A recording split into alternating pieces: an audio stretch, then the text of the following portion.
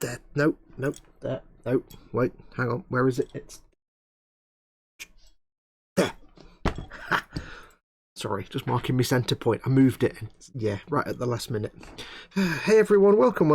It is Sunday. It is Warhammer Sunday. Hello, welcome. Guthorm is here. Don't worry, you can't see him, but he's here. Welcome. Warhammer Sunday. It's that time of the week when I sit and I theoretically crack on with some of my, in this case at the moment, some of my Warhammer Conquest partwork build-up. If I'm not doing that, normally I'm working on my Warhammer-themed Imperial Guard army, the Unending Forces of the Holy Contrivance.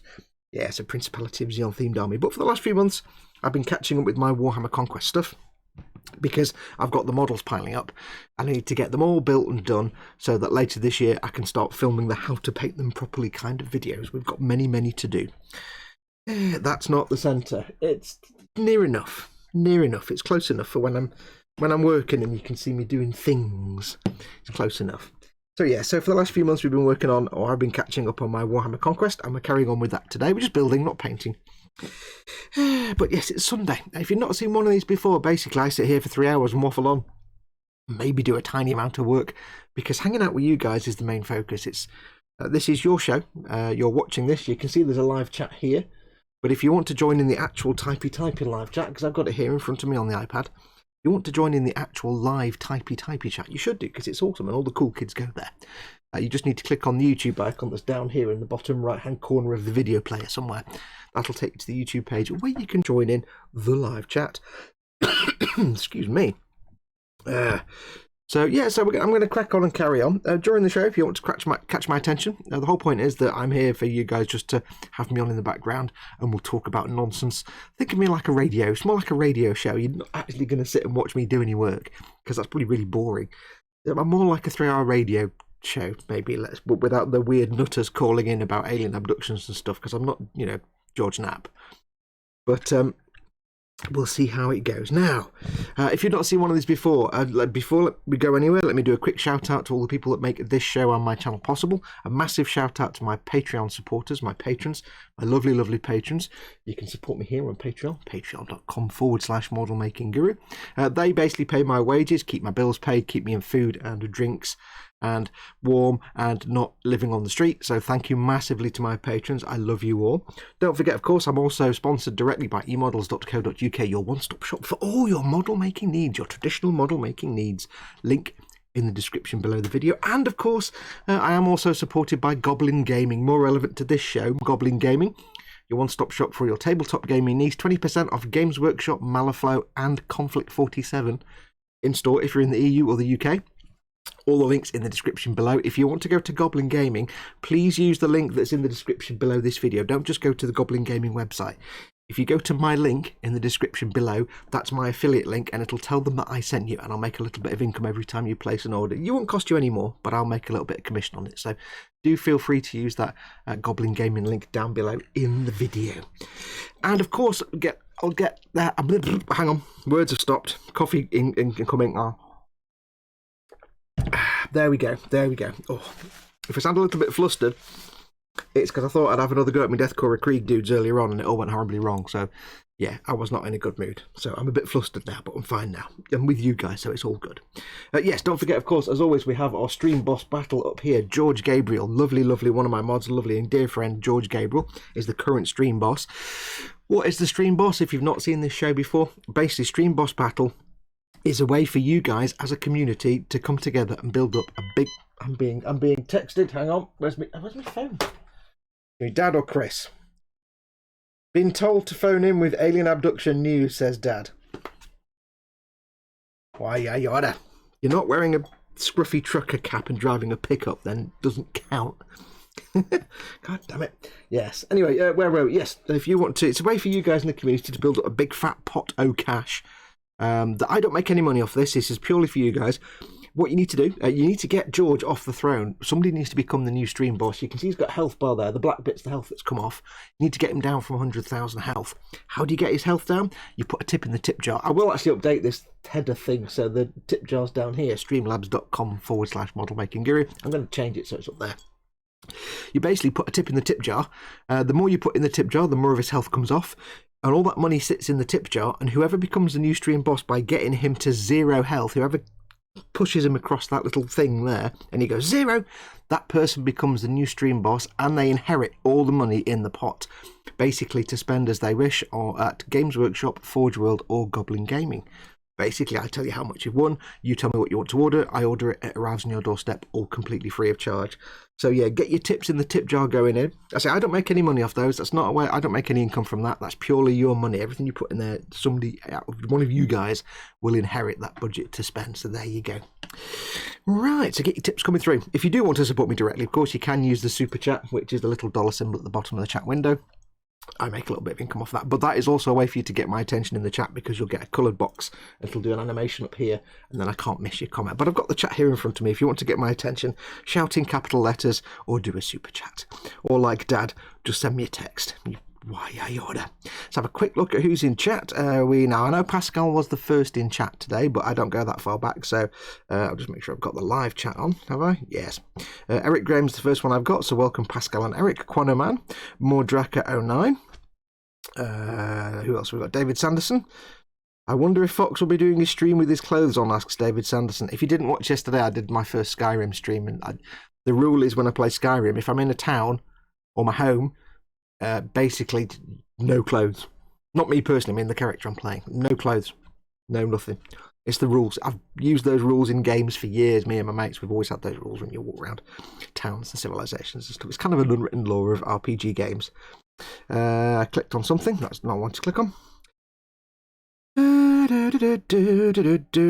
Let's have a look. Eric Graham is in, says, don't know, he was stealing everyone else's clothes yesterday. Yes, it's a Bethesda RPG, you pick up everything. Chris at Gross Models, hi everyone, how's that for timing? Spot on the Q2. Dad is in, of course. Dad and Chris and Paul at Team Inept, 3 of your mods in at the moment.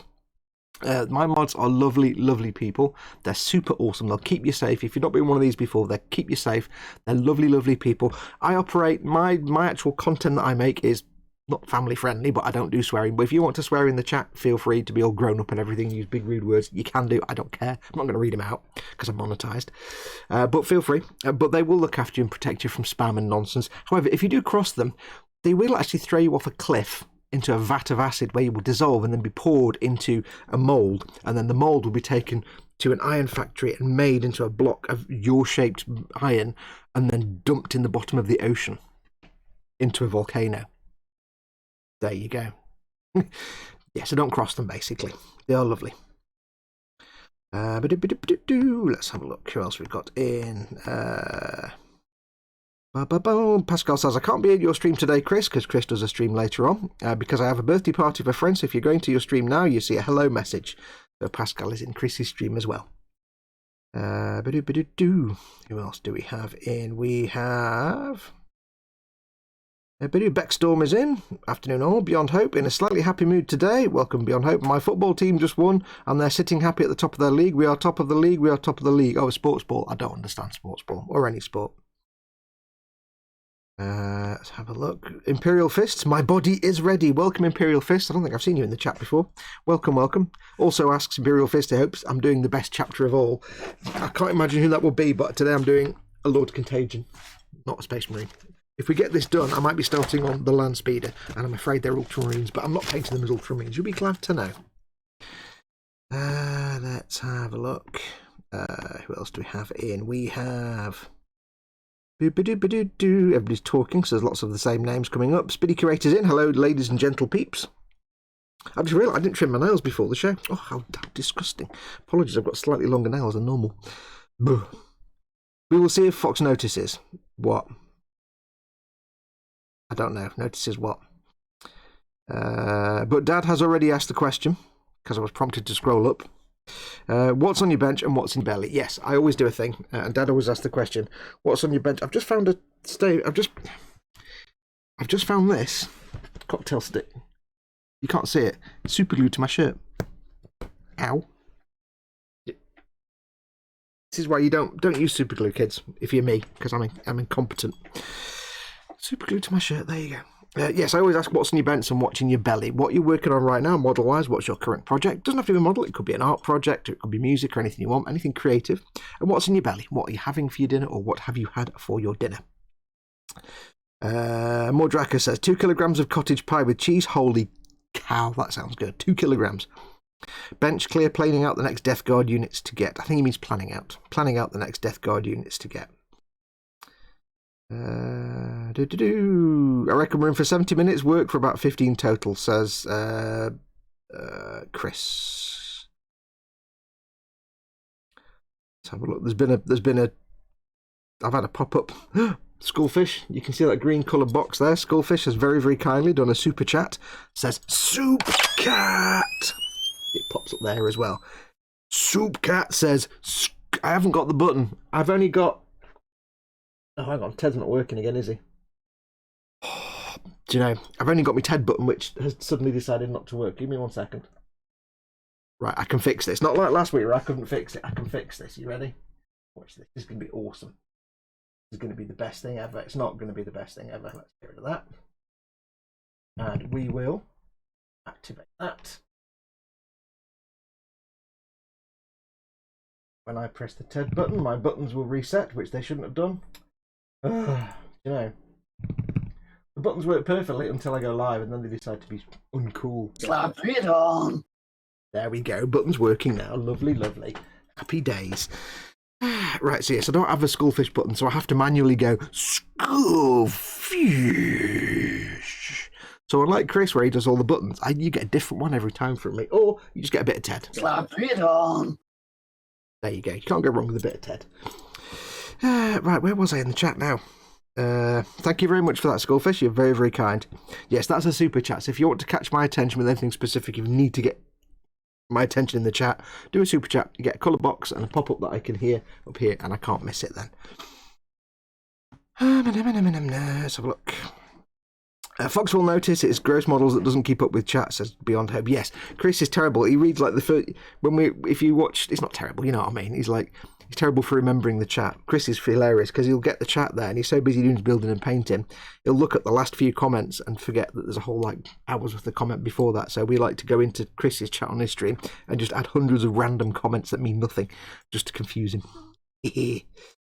David Sanderson says, easy with the coffee, Fox. You'll have to go to the little boy's room. This is my standard Sunday fare. And I went for a great big bee before the show.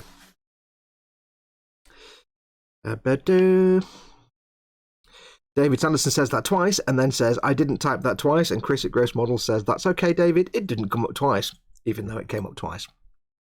Edward Leonard says, bench Rommel's rod. I don't want to know about that. Thank you very much. Imperial Knight, a BG bug thingy. Not sure what that is. Belly, later pork, roast, chips, cauliflower, and paddies. Yes. Yes. Paul says a rude word. Welcome, Paul. Paul at Team Inept, another one of your mods. Paul is the man with the ban hammer, and he likes to ban everyone. Paul would ban me if he could from my own streams. So don't cross Paul. Be really nice to Paul, because he'll just ban everything. I'm not convinced Fox wasn't nakedness in real life yesterday, says Quano Man when I was doing my gaming stream. You wouldn't know. How would you know? I need to see Chris's stream, but the girlfriend gets fed up. Lol, says David Sanderson. Get an iPad. Or a tablet of some sort. Other tablets are available. Beck Storm says, my internet is alive again, getting weird disconnects. Chat did something. It's kind of half vanished, weirdly. I shall try to remember to send you a Skullfish button, says Chris at Gross Models. Don't. I haven't got a spare button to put it on. So I've not got as many buttons as you remember. The reason I haven't got a Skullfish button is, I mean, I could set one up because I did the thing, but I haven't got a spare button. So I've only got space for it. Slap it on. Button. You can't get rid of Ted. Nobody puts Ted in a corner. Eric Graham says Chris at Gross Models has the attention span of a goldfish, and Gross Model says what? Oh. Spacetime says ZH, hey, all been a while. What new in-jokes do I need to learn? None. We're still doing the old in-jokes we've already done. Paul has tried to ban you in your stream. It doesn't work, says Chris. Yes. Folders gives you more buttons. Yeah, but I just need the buttons there because I have to move all the way over to the other side of the room and press buttons. I don't... You know what I'm like, Chris. If you give me hundreds of buttons, I'll just break it. Plus, mine falls over all the time, so... Yeah, I don't need... I'm fine. I'll be fine without a Skullfish button. Anyway, let's crack on. So, yes, today we are cracking on. Last week and the last week before, we worked on our fetid bloat drone.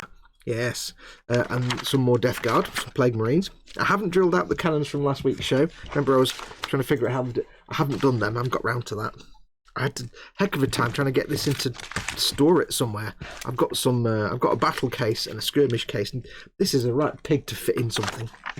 Yeah, it's the problem with Death Guard. If you give me a Citadel skirmish case, I can fit like 100 Space Marines in there. But I can also, instead of Space Marines, if I put Death Guard in there, I can fit like 5 dudes because they're all fat and spiky and sticky out. So I've got to tell you, Death Guard are awesome, but they're a pain in the bum to actually put in any kind of storage. It's like, oh, what? I shall make sure to press a button and on a review later then. That will be good. Thank you very much, Chris. Right, so we are building the Lord of Contagion. So let's crack on. So how is everyone? I hope we're all well. If you didn't see it yesterday, I think I have now managed to fix my Saturday afternoon streaming issues, I think. Because I did a Skyrim stream yesterday and it all went wonderfully well. I've replaced the Elite Saturday stream now with Skyrim, because I think Skyrim gives much more potential for fun than Elite. For you guys, not for me, obviously. I enjoy both, but for you guys. Because let's be honest, Elite can get very, very boring if you're not into that kind of game. So I decided to go for Skyrim, which is much more dynamic and fun. 27. I need 27. There it is. So it went really well. I did notice, though, if you watch the stream, you'll notice that for a few minutes I had to go into holding pattern because I couldn't get chat up. It looks like, because I was streaming from the Xbox in 4K to my PC, to the Xbox app, and then to the streaming software, it looks like I was maxing out my router's data transmission capability. Not my broadband, nothing to do with broadband, but basically my upload type. I don't quite know how it works, but the uploading data to, because it goes through wired, so my stream was fine, but my iPad, for about the first 10 minutes, I'd just lost all the YouTube chat, and it wouldn't load it. Wouldn't load anything. Whereas I could get the chat up on the PC. I need my helmet of seeing how. And then after a little while, it came back again. But then Mama Fox, while I was doing my stream, she couldn't get any kind of internet at all. So I think basically my router's like, right, I'm maxed out now with data coming up. So yeah, let's not add anything else. So I've still got to figure that out. I was streaming from the Xbox to the PC, or rather I was transferring data from the Xbox to the PC in 4K. So excuse me. That was purely to give you guys the best picture at your end, because you're getting a 1080p scale from 4K. Next week I might try it at 1080p at my end, which means I get not quite as interesting visuals, but it might be a bit more stable at my end. Because I can't have Mama Fox not being able to get on the internet at all while I'm streaming for 3 hours. That's not very fair. Okay. You might find it easy to paint the Lord of Contagion, says more, if you don't glue the Plague Reaper axe to the body. I shall take that on board, thank you. I always have a look when I go ahead and build these things. I always check as I'm going along to see if anything's going to cause me any problems.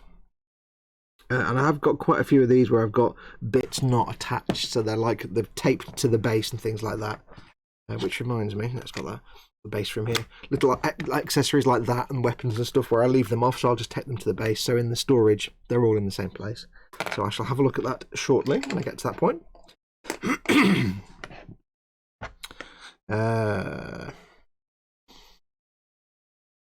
Somebody should remind Chris to do that then. Do what? Do what? That thing. Okay.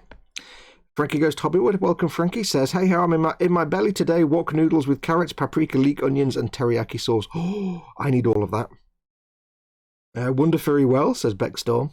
I need to work on my Khajiit voice there. I was watching back a bit of the stream yesterday to see what the quality was like and stuff.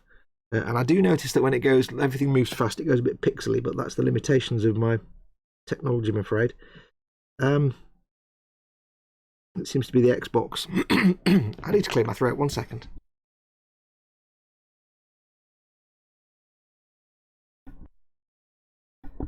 There we go. Much better. Yes, it's the Xbox app that adds that pixelation for fast movement. Or it might actually, no, it might be the streaming. I don't know anyway.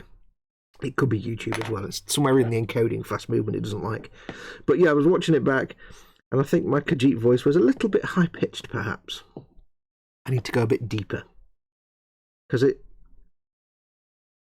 it seems like a fun idea to, when I'm engaged in a conversation with an NPC, which will happen a lot in Skyrim, it seems like it might be fun to actually read out the things I'm asking, you know, and read out the things my character is saying in a Khajiit voice, because I'm playing as a Khajiit. But I think my voice was perhaps a little bit high, so I might have to work on that. But like I said, I don't smoke 40 a day, like the voice actors that do the Khajiit and the Argonian voices probably do, because they've got that kind of voice.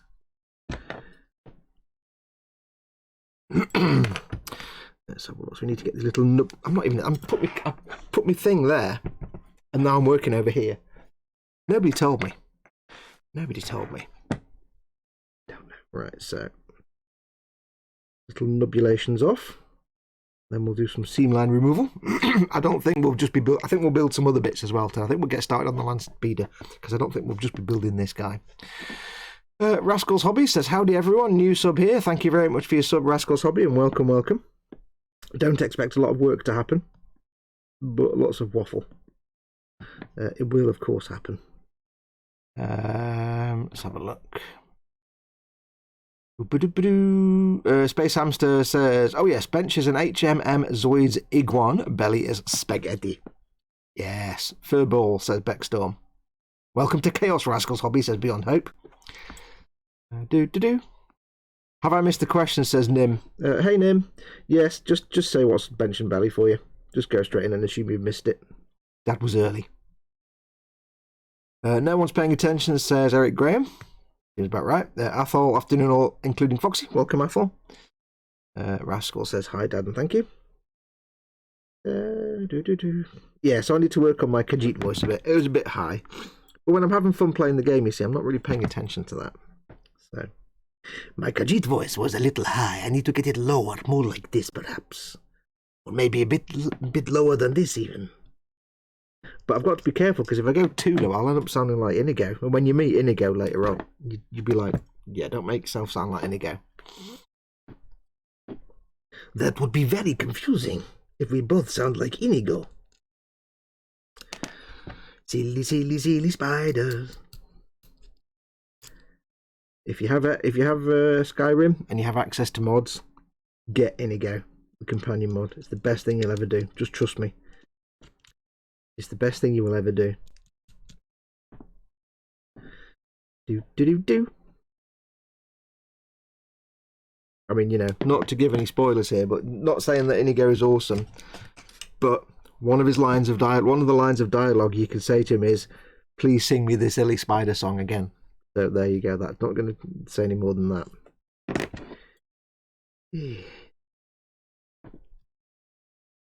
Right, so just cleaning up the little nubulations on here.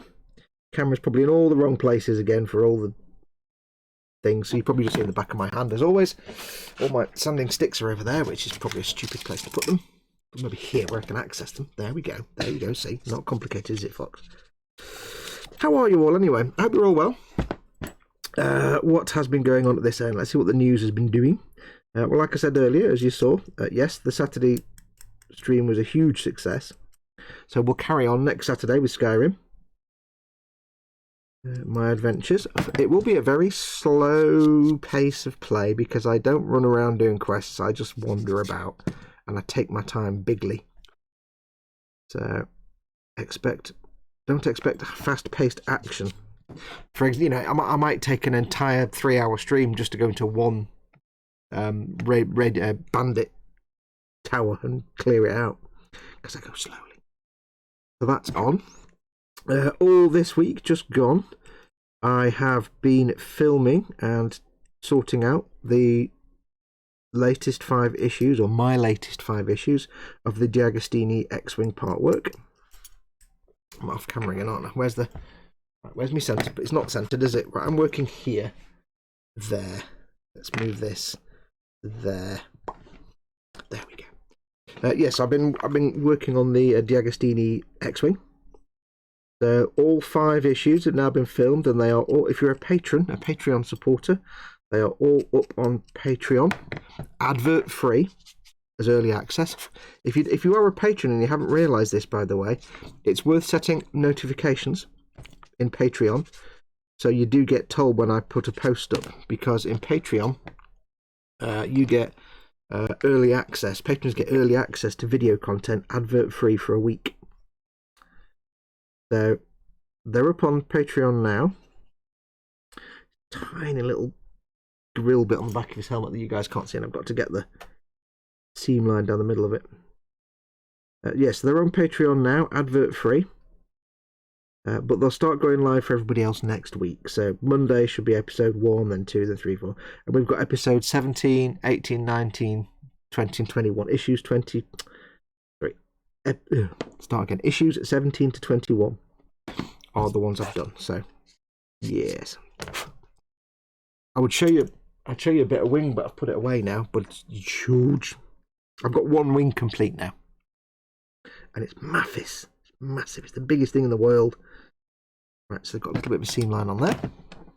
You will not see that part of the helmet, Fox, says Mordraka. I know. I'm probably not going to see most of this, but I've got my little thing that says... Oh, you know what? Yeah, I'm going to have to zoom in for this. You probably won't see this at all. But... Look at, I don't know if you'll see this, but on this helmet, there's a big spiky horn bit here. But just underneath, there's a tube on either side with a bit in the middle. And it looks like a Zaku. If you cut this horn off, you could sort of convert that a little bit maybe into a Zaku. I don't know, maybe. I could be making that. Back out. With the zoom control.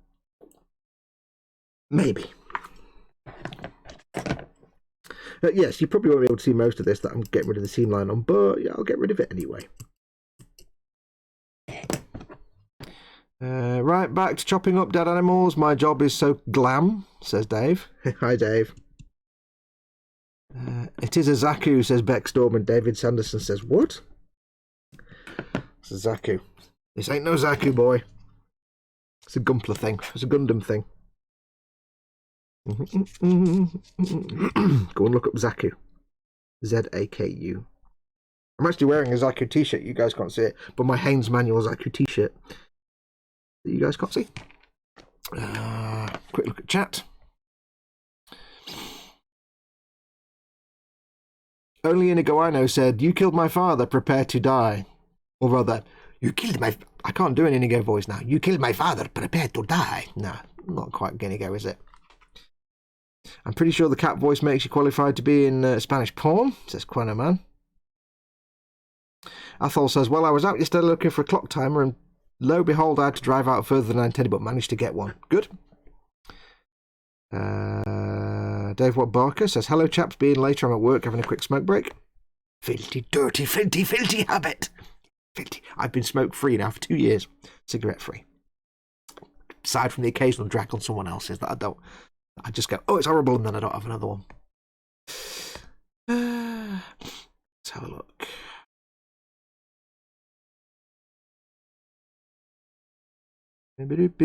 Athol says, model-wise, I have about 300 wolves to repaint as I hate puppy blue. I quite like the Space Wolves colour, but yeah, I can see... I mean, yeah, I mean, I quite do like... I'll start that entire sentence again. At some point, I will do a Space Wolves thing, because I painted this Storm Wolf thing, and that was so much fun. The weathering came out just nice. So that kind of blue tone is quite nice for weathering, but I know what you mean. I've been thinking about... Because, you know, I was saying about my deathcore earlier on. I do want to, over the coming years, build up a small deathcore force, perhaps. Because I've got a couple of tanks. One I bought myself, and one that was a very kind of Secret Santa gift. A couple of the tanks, the Forge World tanks. I've been thinking about what kind of colour scheme to do them. Because you've got the traditional deathcore, which is, you know, it's kind of World War II German sort of vehicle, sort of that grey colour, and you've got a mix of French and German World War I uniform colours and puttees and the blue coat and stuff like that. And I'm thinking, what colour would I paint them? And I'm thinking, because at the moment I've got the Macarius Vanquisher tank. I've got to build. I've not built them yet. I've got the Macarius Vanquisher, and I've got the Infernus, the one that's the Bernie flamethrower tank. That's the one George got me. Secret Santa. Thank you very much, George.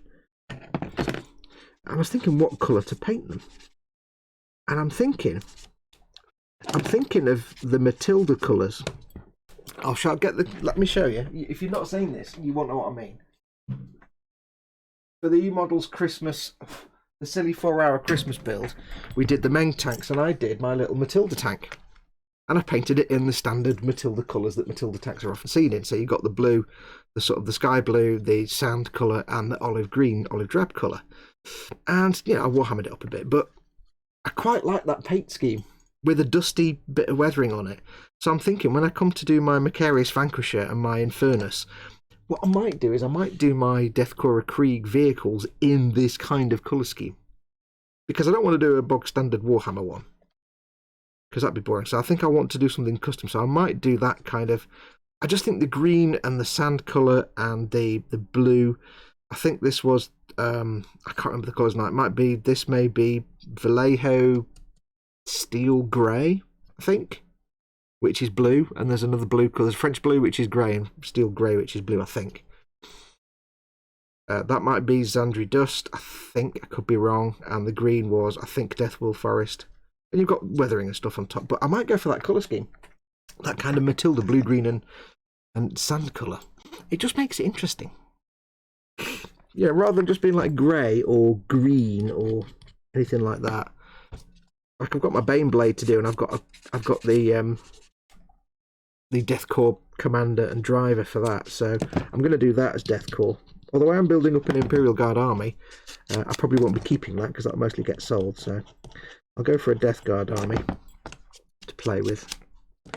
Might do it like that. So yeah, a Baneblade in the Matilda colours rather than just the usual green or dark grey. Might be quite nice.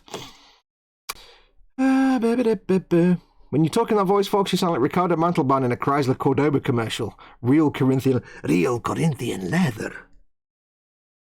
Khajiit real Corinthian leather if you have coin. So I'm going too high again. By default, I go too high. I need to go quite low with the Khajiit voice, but then I have to go quiet, and it's not easy to hear me. When you're doing a live stream, you can't really go quiet. Doesn't work on the old microphone.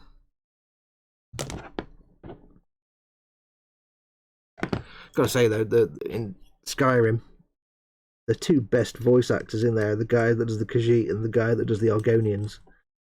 It's the Argonian and the Khajiit voice. They're just really soft and soothing, and that's why I like them. They're kind of recorded in such a way that they're kind of soft and... What's the word I'm looking for? I can't really explain it. It's to do with limiting and the EQ put on it, but it's just quite relaxing. Greetings, land, stride. I can't do an Argonian voice. Can't do an Argonian voice. Right. What's chat doing? I see Gross Models has fallen asleep. Foxy, what's the best resin 1/16 scale figures one can buy? Says Athol McNichol. Don't know, because I don't tend to work with resin as little as possible, or such small scale figures. I couldn't tell you. Paul at Team Inept might be a good option because he likes his small scale figures. If Ted was here, he could tell you a few of them because he does some of his some of those kind of figures. That's not my boathouse. I'm not the biggest fan of resin anyway because it's far too fiddly and nonsense. But I'm not really. I've not had a lot of experience of painting, small scale figures, i.e., big figures, yet. I plan on doing some, but just haven't done any yet. Right, that's him done. Let's get him pulled together. But yeah, Paul, Team Inept might be able to point you in that. I mean, there's lots of stuff around. Depends what kind of genre you're going for.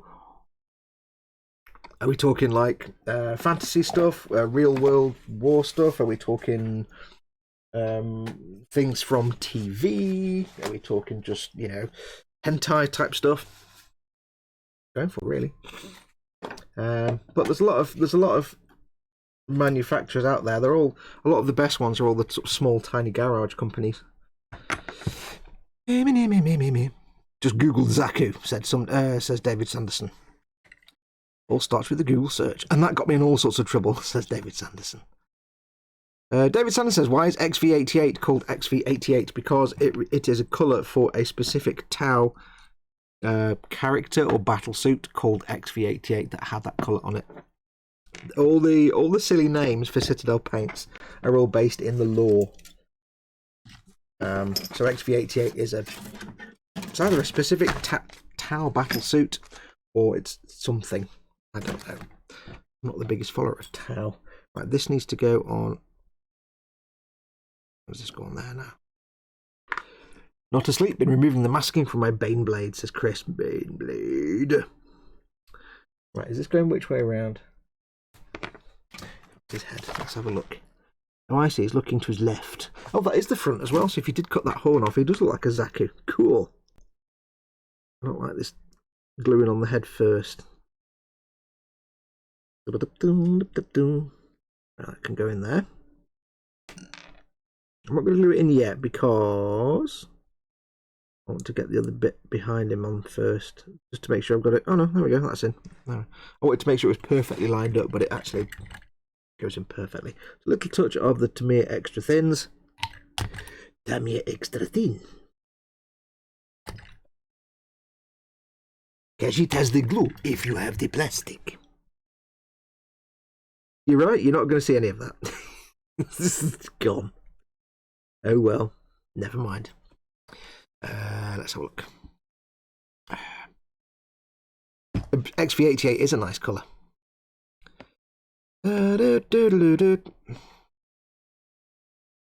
Fox, another Dan Kramer over at Miskatonic University Radio podcast, if I got that right. Dan says, another camo idea for large vehicles is what they used on battleships in World War II. Lots of random straight lines, odd angles to confuse observation of distance and direction of travel. It's called Dazzle Camouflage. Dazzle, D-A-Z-Z-L-E. It's more of a World War I thing than World War II, but it did go into World War II. And yes, it's still around today sometimes.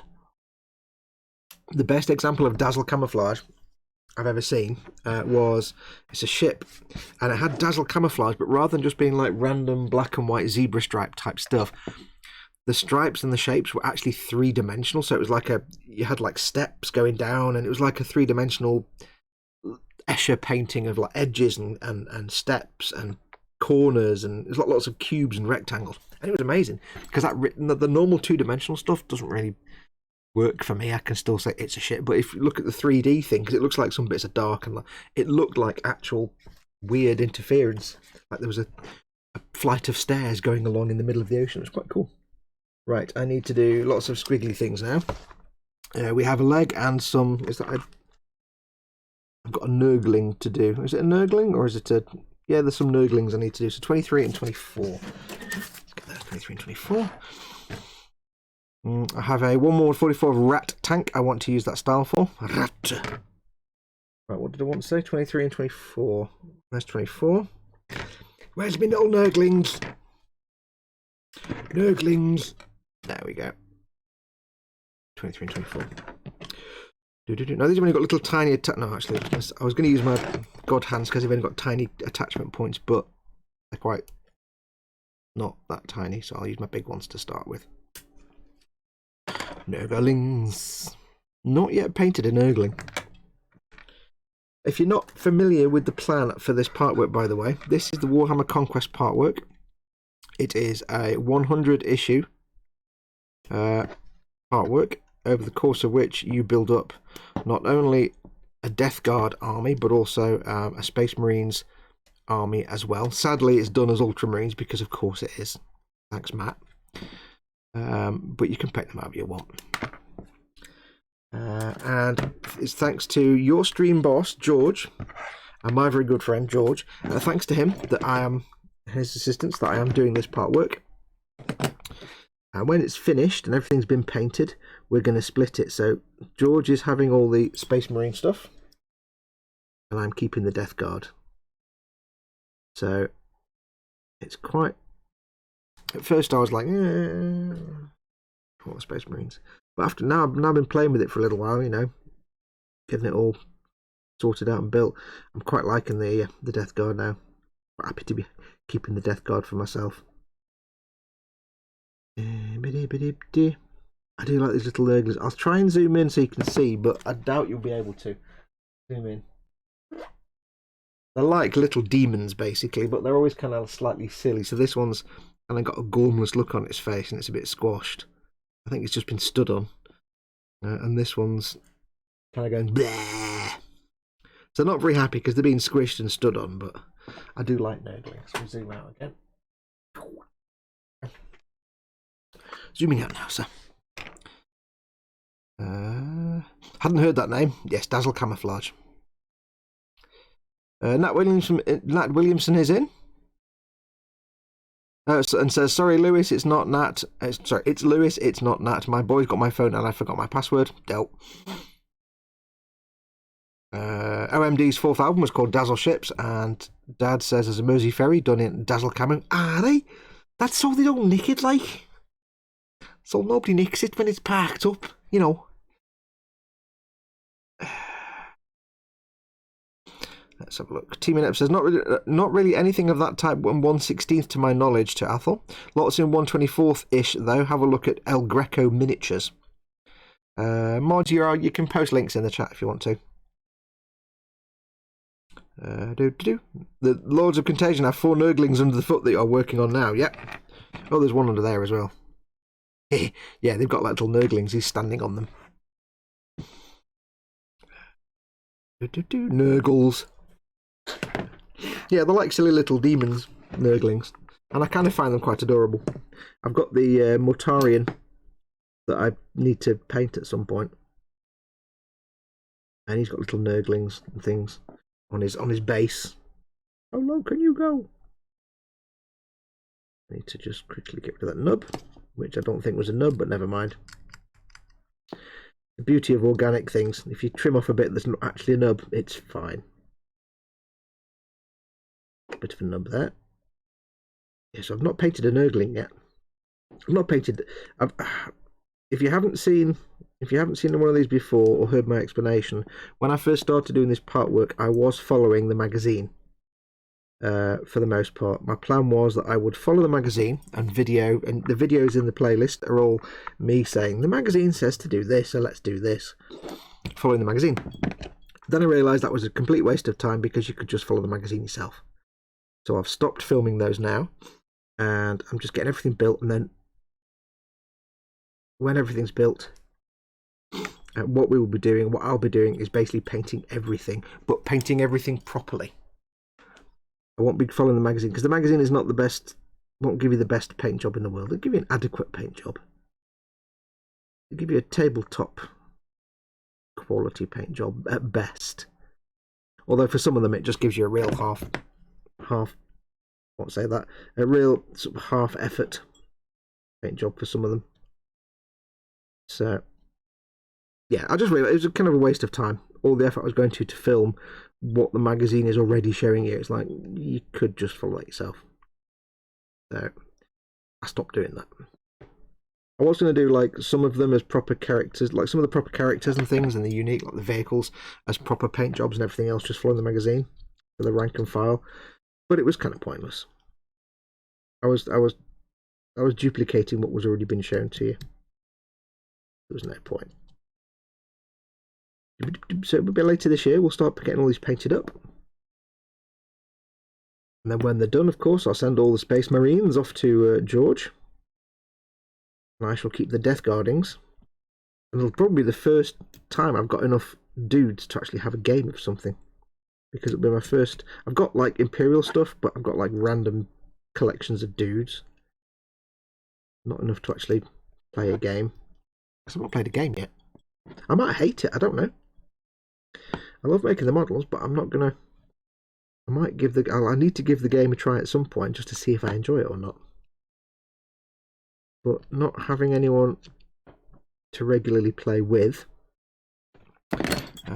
or anywhere near enough that's completely handy for gameplay, it's not that easy. I could play at my local store. You know, I could go to Goblin Gaming. It's only half an hour away. But in an ideal world, you know, you'd have a mate that you game with, and one of you would have a gaming table set up. I haven't got space for a gaming table here, You'd have a mate with a table set up for gaming, and you'd get your 40k fix that way.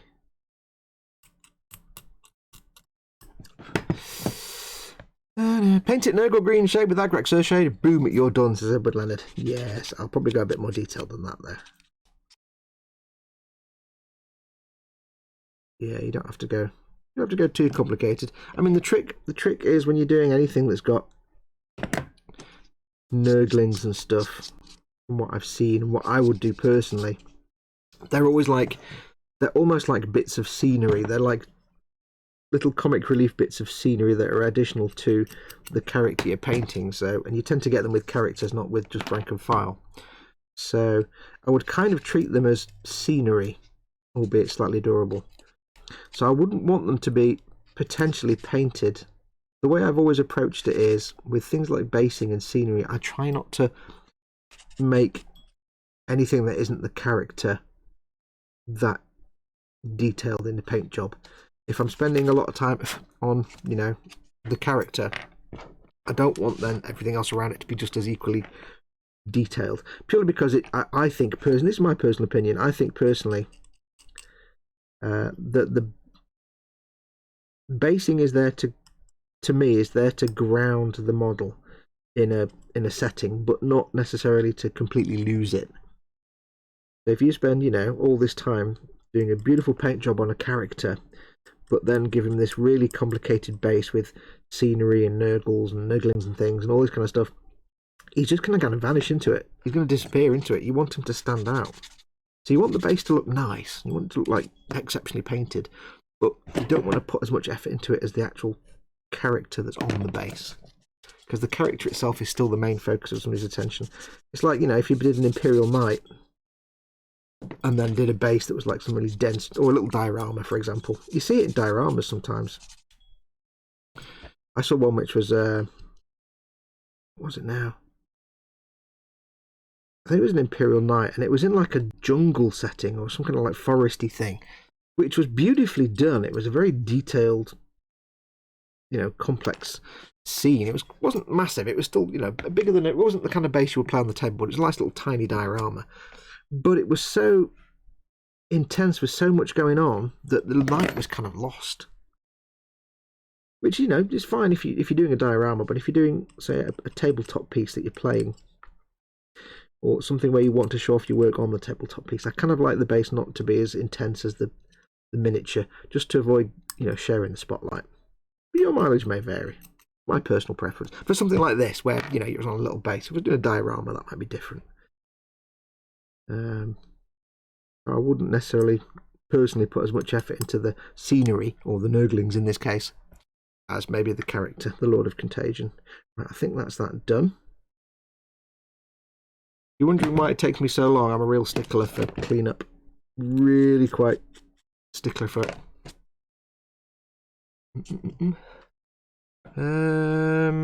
What the hell? Why didn't anyone tell me Duncan Rhodes is returning to YouTube? Yes.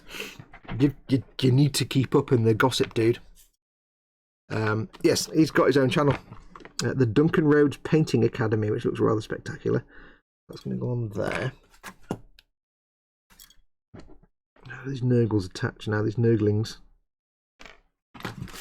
Yes, he's got his own channel. Oh, he's only got a little teaser on there at the moment. And it's going to be interesting to see him do stuff that isn't just GW. That needs to go there, and this sticks out that way? Maybe? I don't know. How does this attach?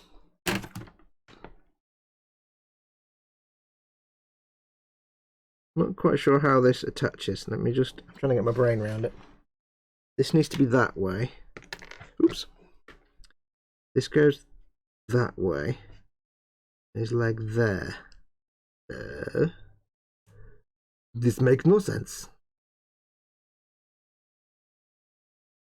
I'm not seeing it. Hang on. Oh, there we go. There we go. I got it. I got it. Right, so we need to get that in there. Glued. And he's like glued him. Yes, so he's got his own channel. It's Duncan Rhodes Painting Academy. I can't remember if that's specifically what the channel is, but that's what it's called. On this little teaser, Duncan Rhodes painting on it. It's going to be fascinating to watch him paint non-GW stuff using non-GW things. I know if you follow his Twitter, if you follow him on Twitter and Instagram, he's been doing a lot of bolt action stuff.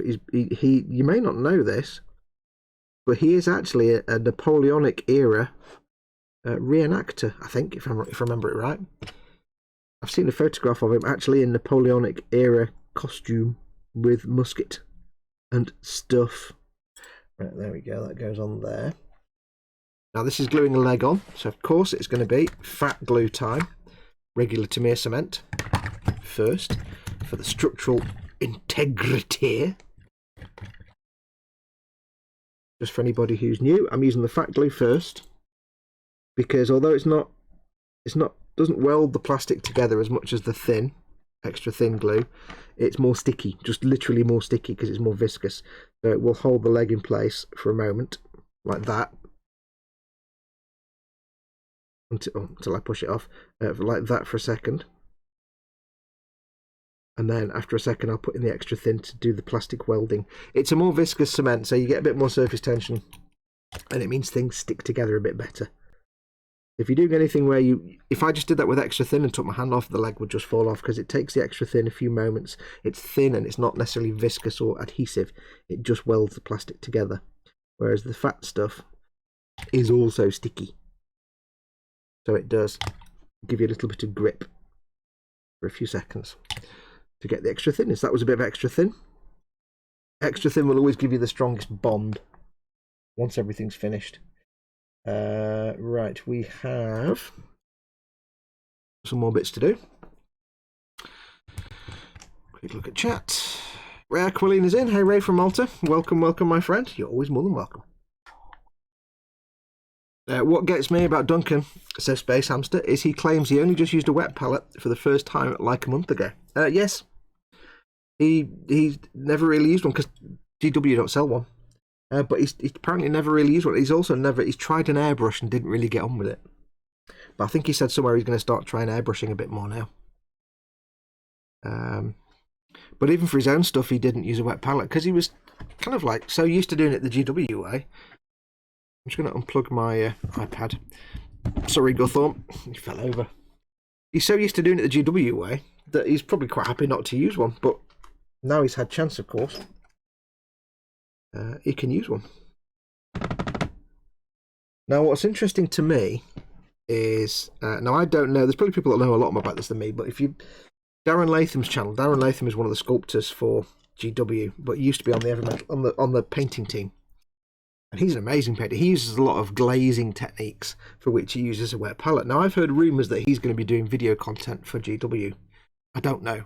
That's why he's had to stop his YouTube channel. I don't know this to be fact or not. I need 25 and 28. But that will be a bit interesting because all the stuff I've seen him do is using very thin glazes and things like that. And doing that without a wet palette, oh, that's going to be horrible. So I don't know how he's going to do that.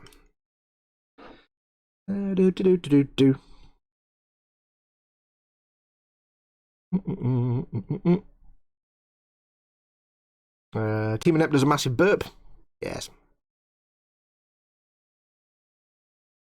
He just posted a new promo 45 minutes ago. Oh man, I'm stuck doing this stream. God, no, I'm only joking. Quino Man says, the disturbing part of my brain thing is wondering how hungry would someone have to be to eat an Urgle burger. I'll eat anything, me.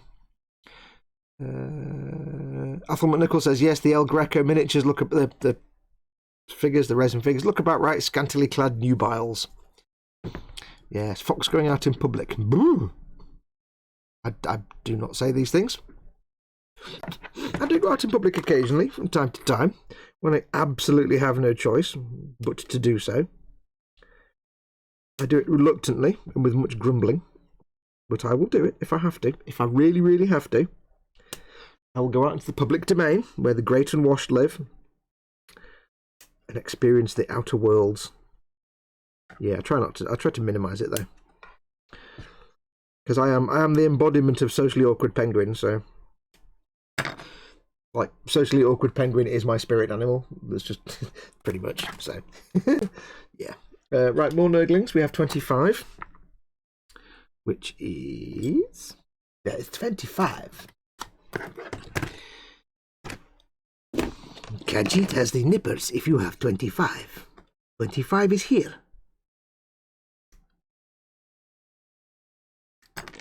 May your feet find warm sands.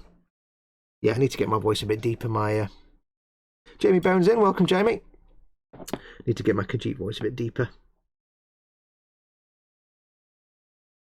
My favourite thing in Skyrim, because I love the Khajiit characters, when you go to Whiterun, and every now and then you've got his name's not Jizargo, that's from Elder Scrolls Online. It's the vendor, the Khajiit vendor that's occasionally in the tent outside Whiterun. Not Jizargo. I can't remember his name. Anyway, he's got the classic Khajiit voice actor, but it's when you say, "What have you got for sale?" Just when you say when you ask him, "What have you got for sale?" If you've never done it before, take a look at his face when he says, "Take a look," because he says that, and his eyes go really small, but like dead smiley. You know, when a cat goes dead happy and it makes its eyes really small, but they're kind of smiley shaped. He goes all smiley and his ears go back as if he's really happy that you're about to give him loads of money. Take a look.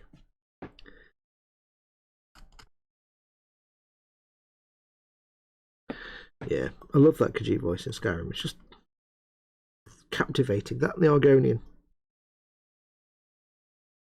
I really hope, whatever Elder Scrolls 6 turns out to be, I really hope they get the same voice actor to do Khajiit and Argonian. I hope they get some more, obviously, but I really hope they at least have that one, because I do love the Khajiit voice. It's so good to listen to. I'm trimming on a nerdling. Anyone here doing Conquest? I'm not doing Conquest at all. Nope, no idea what it is.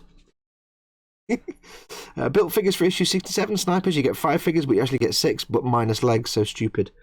You get... it's... I need to clear my throat, one sec.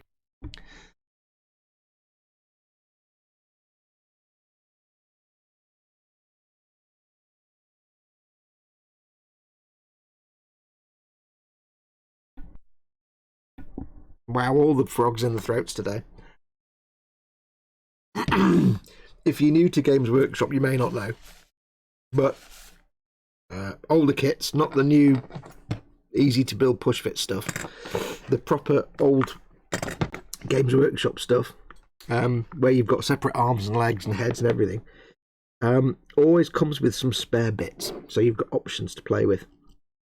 So you may have, say, a pack of, say, Space Marines or Snipers or whatever it is, Imperial Guard, and you might have five figures, 5 minis, but you'll get 7 heads and 10 weapons and loads of extra crack grenades and pouches and things like that. You'll get loads of extras.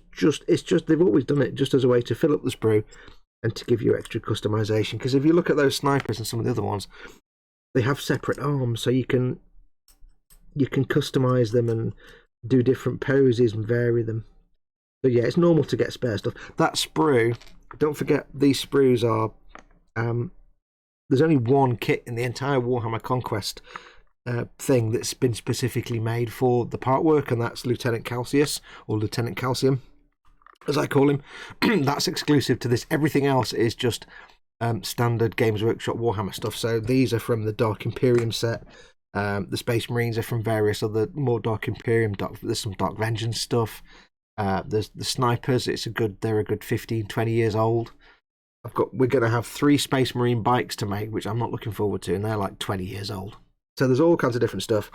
But Phil is off.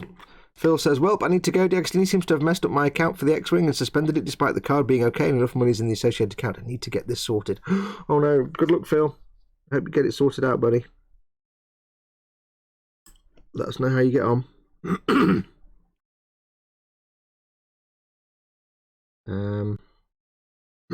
God, frog in my throat today. Hang on a sec.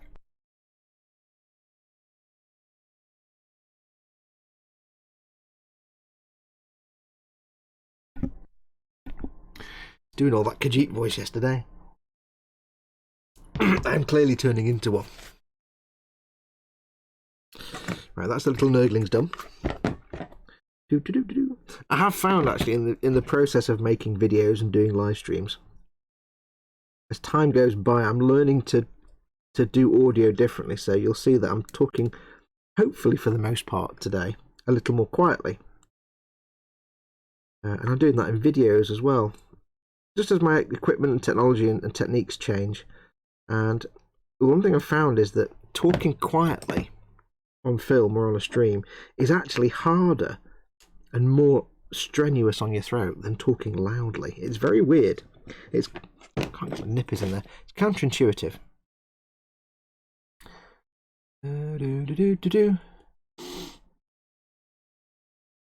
Did anyone see Colin's lunchtime stream? How come it's only an hour and a quarter long, says Jamie. I haven't seen it. I missed it today. I was tied up, unfortunately. A terrorist is in. Fox and friends, hello. We hope you're all having a great weekend. I am. Thank you very much, a terrorist. I hope you are too. Well, you are because you're here. So clearly you're having the best weekend. Why is Duncan using Games Workshop red paint, or is it his own private stock? I'm pretty sure he'll use any paint. The beauty of, I think the thing you'll find is when he starts doing his own content is he's not gonna stop using Games Workshop products, because let's make no mistake, Citadel paints are excellent. You know, to me personally, they are the best brush painting paints. They're not the best airbrushing paints, and there are, you know, better paints, but to me, for brushing, I find them absolutely fantastic. I love them. But there are other paints as well. I think what we'll start to see is that he's not going to stop using Games Workshop stuff. He's still going to make 40k stuff. He'll still make Sigmar things. He might do a bit more Lord of the Rings now. But he'll use a lot of Citadel paints and products. But he'll do lots of other stuff. You know, he'll use other paints. He'll use Vallejo paints. He'll use probably all kind of different paints, P3 paints, who knows. But he's not going to suddenly stop using them, because he's probably got a massive stash of them anyway. It's like me when I got back into this hobby. When I got into the Games Workshop stuff, into the Warhammer stuff, up until that point, I've been doing a lot of non-brush painting. I've been doing lots of airbrush work and things like that, you know, for tanks and APCs and sci-fi stuff and Star Wars things. So I've been using a lot of Tamir paints. Now, obviously now I've got into brush painting, I'm not going to use Tamir paints for that, because that would be the stupidest thing ever. But I've still got a huge collection of Tamir paints that I do use for various things. You know, I still, when it comes to airbrushing, I'll still get my Tamirs out because it's just easier. He'll still have a stash of GW paints, and he's not gonna stop using them. He's just able to use other stuff. He'll use whatever. One will assume he would use whatever will be best for the thing he wants to do. If he needs that specific shade of red, he'll use Mephiston Red or Wild Rider Red or something. Or he might use, you know, Vallejo something or other, whatever. Who can say? Oh, Colin wasn't feeling great, so they had a short one, said Chris. Oh, get better if you don't. He probably isn't watching, but if you are watching for any reason, Colin, hope you feel better soon, mate. Baldy Tommaso is in. Hi, Dad, Chris, Fox, and all the rest. Cornish pasties for dinner, says Athol, with Brussels sprouts, so it'll be gassy tomorrow. I like Brussels sprouts. I don't know about Cornish pasties and Brussels sprouts together, but it seems reasonable. I like Brussels sprouts.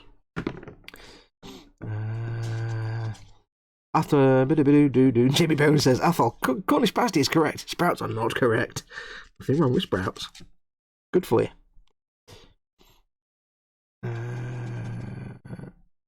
Eric Graham says, heck, I use 5 or 6 different paint brands. Yeah. I mean, in reality, Duncan probably has used many different paint brands over the course of him not stuff he's doing for himself, but it may well be that he just tended to use GW stuff because he could get it cheap and because it's what he used on a day-to-day basis. So it's gonna, it'll take it if he has used GW stuff almost exclusively over the years, because that's what he was doing. Then it's going to take him time to, not only amass a collection of other paints, although I'm sure manufacturers will now be crawling all over themselves to do stuff with him, but also just to get used to using them, because it's a whole different ball game. So I won't be surprised if at first he kind of sticks to what he knows as he starts to learn more. I can't wait. Because I've said this before over the last few months, but I used to look forward to the painting tutorials coming up on Warhammer TV until they started this garbage they're doing now. The table, what do they call them? Battle ready and parade ready, because both of them are just garbage. I know they're aimed at absolute beginners, and for absolute beginners that's fine, but for people like thee and me, for you guys and me, who kind of know what we're doing, and we just used to enjoy watching Duncan or Peachy paint these things, and we learned some stuff. Now they're just like, there's no point in watching because you're just slapping paint on really basically with no thought, and it's not interesting. Bye. So I stopped watching. I'm not unsubbed, but I want to see what they come up with in the future. But I've not watched one of their videos in a while. I get the thumbnail, I'll have a look and think, battle ready, no, not watching that. Parade ready, no, not watching that. Or if it's one of the episodes where it says how to paint and it's like 7 minutes long, yeah, I'm not watching that. I missed the proper, half an hour, 45-minute painting guides. I think my favourite one has to be, I'm torn between, his Imperial Night one was one of the first ones Duncan did, and it was brilliant, dead simple. But I'm torn between Archaon the Ever-Chosen, which was a fantastic paint job he did, or Mortarion, both of which were great paint jobs. So I've missed that. Because even with the decent Warhammer TV videos, it wasn't a case that it wasn't stuff that we didn't already know. It was always the same thing: base, layer, highlight, shade. It was always we kind of knew what he was doing, and we didn't really watch it to learn anything. We watched it because Duncan was just very relaxing to watch. And I've missed that, so it's gonna be good to have him back making content. I can't wait to see what he comes up with. Sprouts are crispy water, says Foreman Greedon. A bit of a Half-Life reference there, I think. Judging by the picture as well. Dude, sprouts dipped in tomato ketchup, yum. We've got an enormous bag of frozen sprouts in the freezer. Ooh, I don't know what I'm making for dinner tonight. It may involve sprouts. I still watch the long-form painting videos they put out. Seems like they have no interest in doing that again. Yeah, I don't know. I mean, I have heard rumours here and there about some stuff they've got maybe planned, but it's going to be, if ever, later in the year.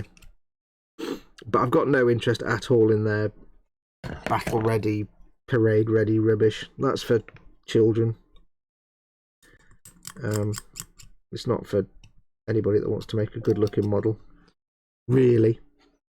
I think they're aiming them now at getting people who would not normally paint to get them playing with painted models. So the younger builders who haven't got the skills yet, and some other, people who wouldn't normally think of, they just prime them maybe at best. And I think that's fine. It's got a place. But I think you need to cater to the people that know what they're doing and just want to watch content. Oops. Because at the end of the day, you've got the person that has never painted before, or doesn't really know how to paint, or isn't very good, or is very young, or whatever, and they want to learn how to paint. So it's good to make content for them. I wouldn't send someone who's just made their first Space Marines and never painted anything before off to go and watch one of Darren Latham's videos, because they wouldn't have a clue what the hell was going on. They'd be like, what? Hello, welcome to your first day of med school. Here's somebody who needs brain surgery. Please get on with it. Yeah, you're not going to do that. But at the same time, us old lags who kind of sort of know what we're doing, we might watch that, A, because it's fun to watch other people do stuff, even if you know what they're doing, but also it might be a model that's new. It might be like, I'm building X model. I'm building, Mortarion or Archaon the Everchosen or, I don't know, whatever it is. I'm building an Imperial Guardsman or something. And I want to know how they've done it. Like, I may want to recreate the box art for Mortarion.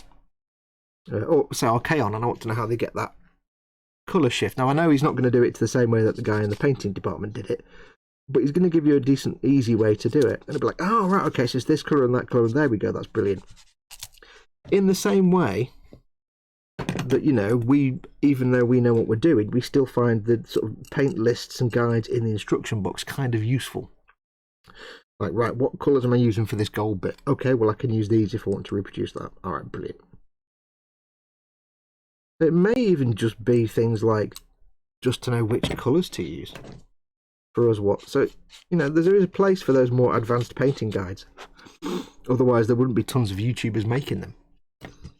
Not everybody makes painting guide for, little Timmy with his first Space Marine or middle-aged bloke who's just got into it and has never made a model before, or whatever it might be, There's all kinds of people. So I think they should think about that. Meaning to ask, bought some Tower a few days ago and someone on Boomlet says it's heresy. Can anyone explain why?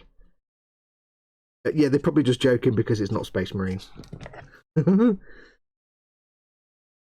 Basically, anybody who isn't human, anybody who isn't Imperial is heretical and an enemy of the human race, an enemy of the Emperor.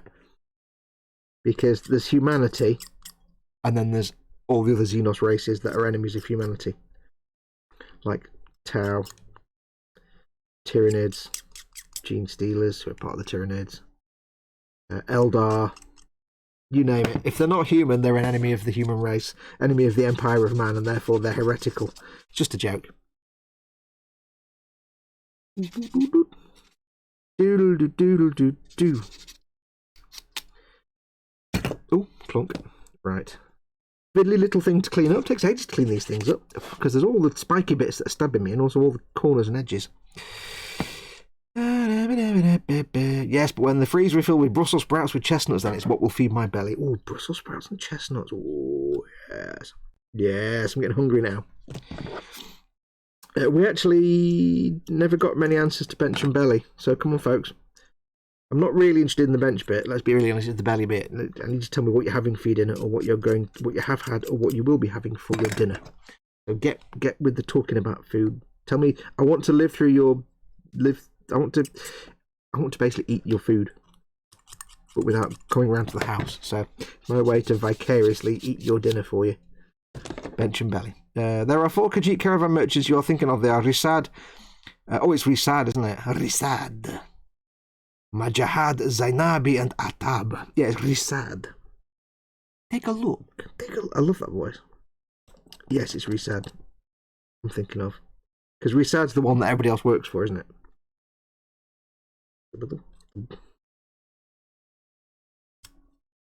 Right, I think we are just about cleaned up. All the edges in the world. All the little mould lines through all the little sensors and things.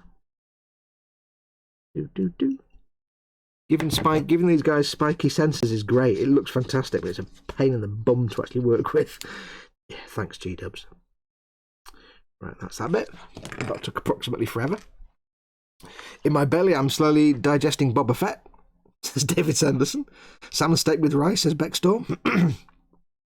I'm planning to make carbonara with duck breasts today, says Foreman Greedon. Woo! Belly, chicken tenders and wit and chips. Workbench weathering an HO scale locomotive, says Eric Graham.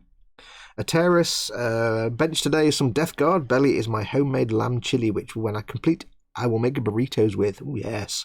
You need to send them all to me. Don't eat them, send them to me. Belly will be roast pork with all the trimmings, made lovingly by my beautiful wife, is still after the Titanic 1/200 scale, says Lewis Williamson. Yes. All the compliments in the world be needed. Why are you being so nice to me? No reason. So we now need to apply various parts. I'm not going to glue this straight away because I want to see. It's got more nurgles to attach here, but why are we attaching them when before it goes on the base? I don't understand. If I didn't have sprues on top of the instructions, that would be helpful. Let's see what we need to do now. So we need two.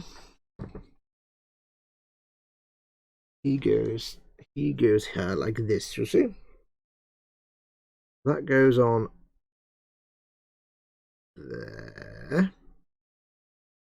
That's straight. Put that on now, that's straightforward. I'm always dubious and cautious when it comes to cloaks and things like that on these minis, just because you need to make sure you can get all around the back. Now here's a question for anybody out there, any of you guys who might know, because it's never mentioned on, for example, anything Warhammer TV ever does. And it's never really mentioned on most video painting guides by anybody. To be perfectly honest, a lot of them just don't talk about it. But when you've got a character with a cloak, a lot of times you'll see people doing tutorials, and they, especially like, for example, you know, Duncan might have it mounted on a base, or not necessarily just the GW guys, but sometimes they don't discuss about what to do. Now, not this one, for example, because you can see underneath the cloak, but when you have, say, a guy with a great coat, where, or there was, let's say, a loincloth, where they never really give you a straight shot of like the backside of the coat or the loincloth or what have you, and it's never clear whether they actually paint in that area. Now this guy, obviously you can see the cloak all the way from the side, so you would paint the inside of that. You'd paint all around the back. But if this coat came around the back here, would you just prime in black, obviously? And even Darren Latham does this on his what's it, the Death Guard dude he paints. From which one it is now. He's got a loincloth, but he doesn't show inside that. If that was like a greatcoat that came all the way around the side, so all you would see would be darkness, because it'd be like that. You just see it being closed. Let's say curled all the way around. Would you just leave it, obviously prime it in black, and then just leave it? Because when you see it, it's going to be in shadow anyway. Because it's nobody discusses that very often, and sometimes you do wonder, it's like, have they just left that bit black and primed, and like, you know, if that was a coat that came all the way around the side, and if no matter how you looked at it, it would always look black, even if you painted it fully, would you just leave it primed black as a natural shadow? It's a good question. Now with this chap here, I can get into the back of his cloak if I painted that bit first before the body, or even if I didn't. But if once he's on the base, getting around the back there to paint it, that's going to be a little tricky, maybe, possibly. I don't know. How easy is that going to be? If he was mounted on the base there and not falling apart every 5 seconds. Oh, what are you doing to me? Could I get a brush in there? I could get a brush in there. That would not be a problem. Getting in there with shades and things to put, like, okay, I can get in there for that side. Technically can get round the back. It would be a very basic. There wouldn't be a lot of shading and highlight going on there, I don't think. Of course, what I could do, is just not glue them together till the very end. That way I can fully paint inside. I think, yeah, we've got these sensors as well, though. I think with this guy, I'm going to leave those two parts separate for the painting, because they just go together. All I need to do is leave those two bits unpainted, glue it together. You're not going to see. Then again, I've got to think about the arms, haven't I? That's the arms. Mind you, the arms, he did say don't glue the arms on. Lee Eagles, hi guys, welcome Lee. My fridge has a pepperoni pizza and a cheesy pizza in it, and I can't decide which to have, so I totally have to have scoff them both just to punish the fridge. Well, cheese pizza is boring and pepperoni is horrible, so I'll get rid of both of them and get a proper pizza with proper meat and stuff on it. There you go. Yeah. Get yourself a sourdough pizza bread thing. They're really nice. Patties are ready. I'm off, and no one say I've been off for ages. I've heard them all before, says Athol. Thanks for coming in, buddy. You can do it, says Edward. Let's check out the weaponage, because I need to know how that's going to fit together. A quick swig of the coffee. I'm just going to put the microphone off because I'm just going to go. There's a funny noise coming from downstairs. I'm just going to go and quickly check it. So let me just. I'll come back in a second. I'll just go to the back in a minute icon, but give me 1 second, folks.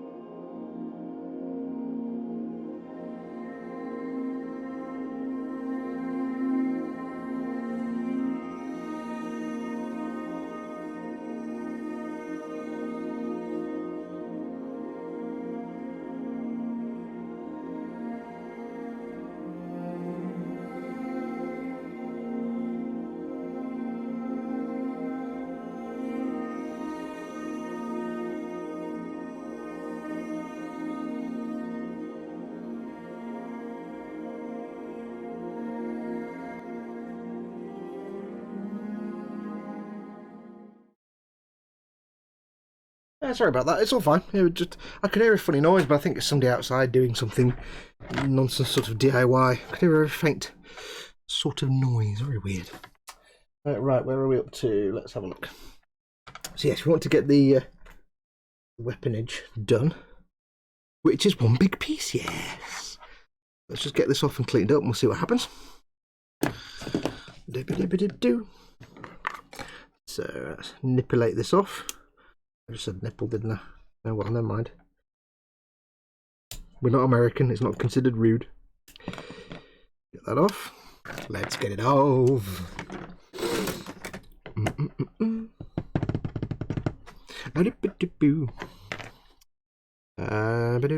Go have a pizza with a lot of pineapple, says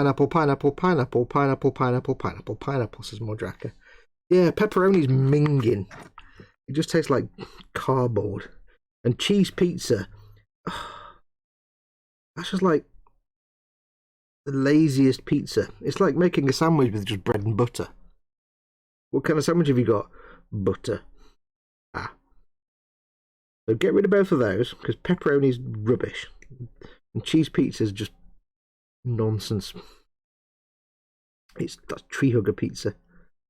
And instead, go and get yourself a decent pizza that's got, like, barbecue beef and chicken and sauce and sweet corn and all kinds of ham and all the things on it. All the things. Or a stuffed crust pizza. Whoa. Stuffed crust pizza. If I didn't hate Domino's so much for being ridiculously stupidly overpriced, I'd get one of their stuffed crust that's got the sausage in the stuffed crust, because they're really nice. But I refuse to pay any more than £3 or £4 for a pizza. I'm sorry. Yeah. I've got a local takeaway that does like a pizza for £3.50 and it's fantastic. And it just makes me think, why would I even bother ordering from somewhere rubbish like Domino's? For their generic, bland, mass-produced rubbish that's 4 times more expensive than it needs to be. This channel is not affiliated with Domino's Pizza. Make something awesome. Yeah. Is it your old next door neighbour banging again? Says David. No, it was like a Hoover sound. It was like a faint, like a faint sound of somebody running a Hoover, but it wasn't. I went downstairs and there's one of the neighbours down the road is having some work done, so it was obviously some sort of builder's equipment. Get me builder working on a Sunday, I know. Get yourself some fresh mozzarella and prosciutto, says Foreman Greedon. What about ham, pineapple, bacon and sweet corn? This will be acceptable. Dad says brew time. Legs it before the requests start. Domino's pizzas are terrible. All the toppings just fall off. Yeah. I mean, as like just crappy junk food goes, if I had a hunger, I could quite happily wolf down Domino's pizza if it's there. But not for 20 quid for a 12-inch or 14-inch pizza. No. No. The ingredients cost you a fiver at the most. I'm sorry. When my local takeaway can do a deep dish pizza with stuffed cheese stuffed crust, spicy beef, chicken, barbecue sauce, sweet corn, maybe not pineapple on that one, and all of the bits and bobs, you know, peppers and stuff. Sorry, and that's like £3.50, £4.50. Yeah, you're taking the mickey. Domino's, absolute garbage. We used to have Papa John's around there as well. And again, the pizzas were nice, but stupid money. Forget it. I'm not paying more than a fiver for a pizza. It's just not get my money. I know I'm paying for, you know, the time of the man making the pizza, but you know what? Nah, 20 quid, no. Like, what are you paying them? The same wages as people that make Bentleys? It costs $25 here for a good pizza, says Edwin Leonard. Yeah, that's about 20 quid. It's about the same. A terrorist says, I'm forcing myself to make everything I eat in March, so no takeaway pizza for me. Good effort. It is better just to make your own proper food, says he, living off a diet of stuff other people made. You know, sometimes it's just a case of, I really can't be bothered. I could sit there and make some food, or I could just press some buttons and a little man will appear with food in his hands that can go into my face, which will make me happy. And I can carry on watching whatever I'm watching on telly or whatever I'm doing. Sometimes, because you know what? My local Chinese takeaway delivery place, I've never found anything that will beat the food I get from them. Their wonton soup with a side portion of shumai that I stick in the soup. My Japanese beef udon, although I've just realised a few days ago their Thai stuff is really nice as well. They do the big flat Thai noodles like pad Thai and stuff. And I'm like, oh, I might need to try that next time. Because my friend got some when I had the big fat Japanese udon and it was like, oh, that's really nice. Yeah. No matter how hard I tried, I couldn't reproduce all those happy foods. And to just basically press some buttons, say some words into a small device, and within half an hour, 45 minutes, all those delights are going into my face hole. All the mouths on my face are being stuffed with wonton, shumai, and Japanese big fat udon, and oh, yeah. Sometimes you've got to live that life.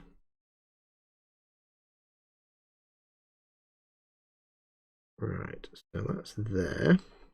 The one advantage of these Death Guard figures is a lot of the mould lines are on actual armour joins, which is fantastic. Like where you've got armour plates that overlap, and that just happens to be your mould lines. So they have put a lot of thought into where those lines actually go. Thank you so much, GW. Other manufacturers take now. They don't do it all the time. It's not always perfect, but especially for Death Guard, because a lot of the armour does seem to have that overlapping quality. They seem to get away with it, and it makes my life much better. To quote the NPC from the original Red Dead Redemption, "You're doing our job, and I thank you for it." Yes. Or words to that effect. Nubitations. Now, I'm not a big fan of the smoke coming out of these sensors. When I did my Mortarion, when I built the Mortarion, although I can't remove all of them, I actually left some of the smoke coming out of the sort of chimneys on the back of his backpack. I left a lot of those off because I thought they just looked stupid. You've got some smoke coming out the sensor there, and it's like, oh, I don't want to paint that, but you can't do anything with it because it's built into the sensor. Oh well, never mind. But yeah, Mortarion, I left a load of those off just because I didn't like it at all. The exhaust looked much better just as exhausts, not exhaust with chewing gum coming out of them. Right, I think that's all the seam lines on that remove ed. Get a brush to get rid of little bits of dust in that little recessed area. Dust. Anybody? No. Dust. Anybody? No. Dust. That. Nobody ever gets that reference. Right, so when I want to come to glue these on, let's do a little test now. Zoom. It goes in like that, and that will be an absolute doddle to glue together once painted. Yeah, I think we can. I think we can quite safely. I mean, there is like a little bit of a panel gap there. There'll be a little gap in his cloak, which makes no sense because it's not armor. But I think, given the choice of decisions, it's all tactical goodness. Given the choice of that or not. See there, it will naturally, the little seam line goes around the back of his cloak and that bit of armour there. That you can't really see anyway, it's not that obvious. I think to keep things easily paintable, yeah, I think maybe,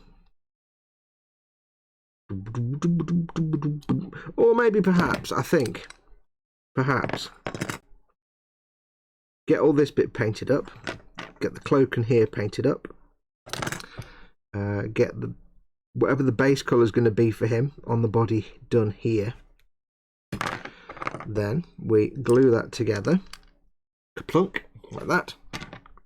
We glue on the arms like that, but we haven't painted the pauldrons or the outer area of the cloak. Don't paint the outside of the cloak. That way it gives me some leeway if I need to get a bit of sprue glue or something in that bit of the cloak just to fill that, or a little bit of glue as we glue it together, because if I paint it all and then we do that, it's going to make a mess of the paint. So if I just leave the painting, all I have to leave is the painting of the cloak, the outside of the cloak. I can paint the inside, I can paint the armour underneath it. Yeah, there we go, that'll do. So yeah, that's the plan of action. Keep them all separate, get them all painted up, get all that done, this side, everything except the outside of the cloak, get all that painted, or at least, you know, most of it. Get all of that painted except that bit of cloak. And that'll be good. Cool. Right, let's get him glued to the base. See, I always like to do this. Just make sure that I'm not, I mean, you'll see ones that I have built where I've just gone ahead and thought, I'll just sod it, I'll just build it, and I'll worry about the painting later. But where I can, I like to try and do some kind of tactical and logical planning, if possible. And purely at the moment, it's more a case of, like I said before, Death Guard are a pain in the bum to store in any kind of transport case that isn't designed specifically for Death Guard. Like the GW skirmish and battle cases, they're fine. They're really good. And you can get like 1 billion Space Marines. You get 1 billion Space Marines into your you know, skirmish case.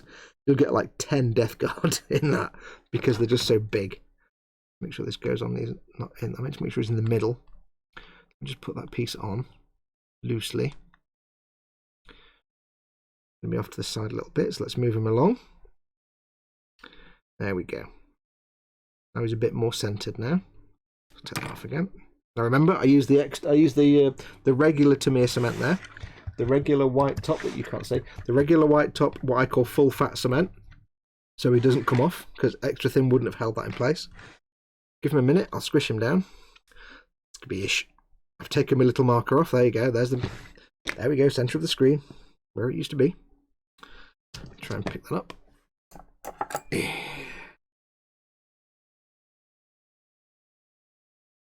I can get it off my finger. There we go. The centre of the screen is roughly there somewhere. Yeah, so when I did my Skitari, for example, I assembled, on the base, I assembled the legs and the hips. And then the torso with the flowy greatcoat, that was assembled but kept separate. And I painted, because otherwise, if you've seen Skitari, they basically got a big, long, flowy greatcoat. And if you just glue it all to the base and build the whole figure, you're going to struggle to get inside the back of that greatcoat, which is supposed to be a cream colour. So I kept the upper body and the greatcoat, which is all one, stuck together, separate from the legs and the hips. And that was perfect because I could paint inside the greatcoat. I just didn't paint inside the torso. And then when it was finished, bit of glue, splod, done. There you go. Everybody's happy. But it's good to have some kind of tactical thinking sometimes. Right. Cy Reynolds is in, our Lord and Saviour, our other Lord and Saviour, Cy Reynolds. Welcome, Kev. Kevin, as we know, our Lord and Saviour Kevin. Previous stream boss before George. Now I'll give that a minute to dry for a second. Quick reminder, as always, don't forget, if you want to help support this channel, there are many ways you can do so. First thing you can do, very simply, is just to like every video I put up, and unless you hate it, obviously, is to like and subscribe. If you leave a like on a video for a channel that somebody you like their content, then it helps their video get higher in search results, basically in YouTube search results, and gets it more views and helps that channel out massively. So always like the videos, content of channels that you like. Don't forget, of course, you can support me on Patreon directly if you want to. It's patreon.com/modelmakingguru. My patrons pay the bills, allow me to actually do this for a living, so I massively thank them for this. I have to stick this together, aren't I? Of course, if you want to support me in other ways, you are more than welcome to use my Amazon store, a link in the description below. Lots of model making stuff on there, but also lots of things that aren't model making related. I can put anything in my US or UK Amazon stores, so do feel free. If there's something you want to get from Amazon,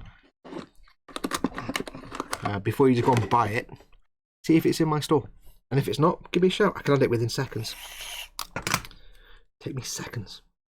That helps me out massively. And don't forget, of course, there's links down there as well for emodels.co.uk, my channel sponsors, your one-stop shop for all your model making needs.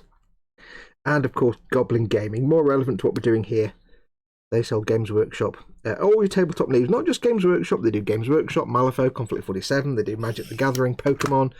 They've got the new Skyrim game from Modiphius. They sell a lot of Modiphius' stuff.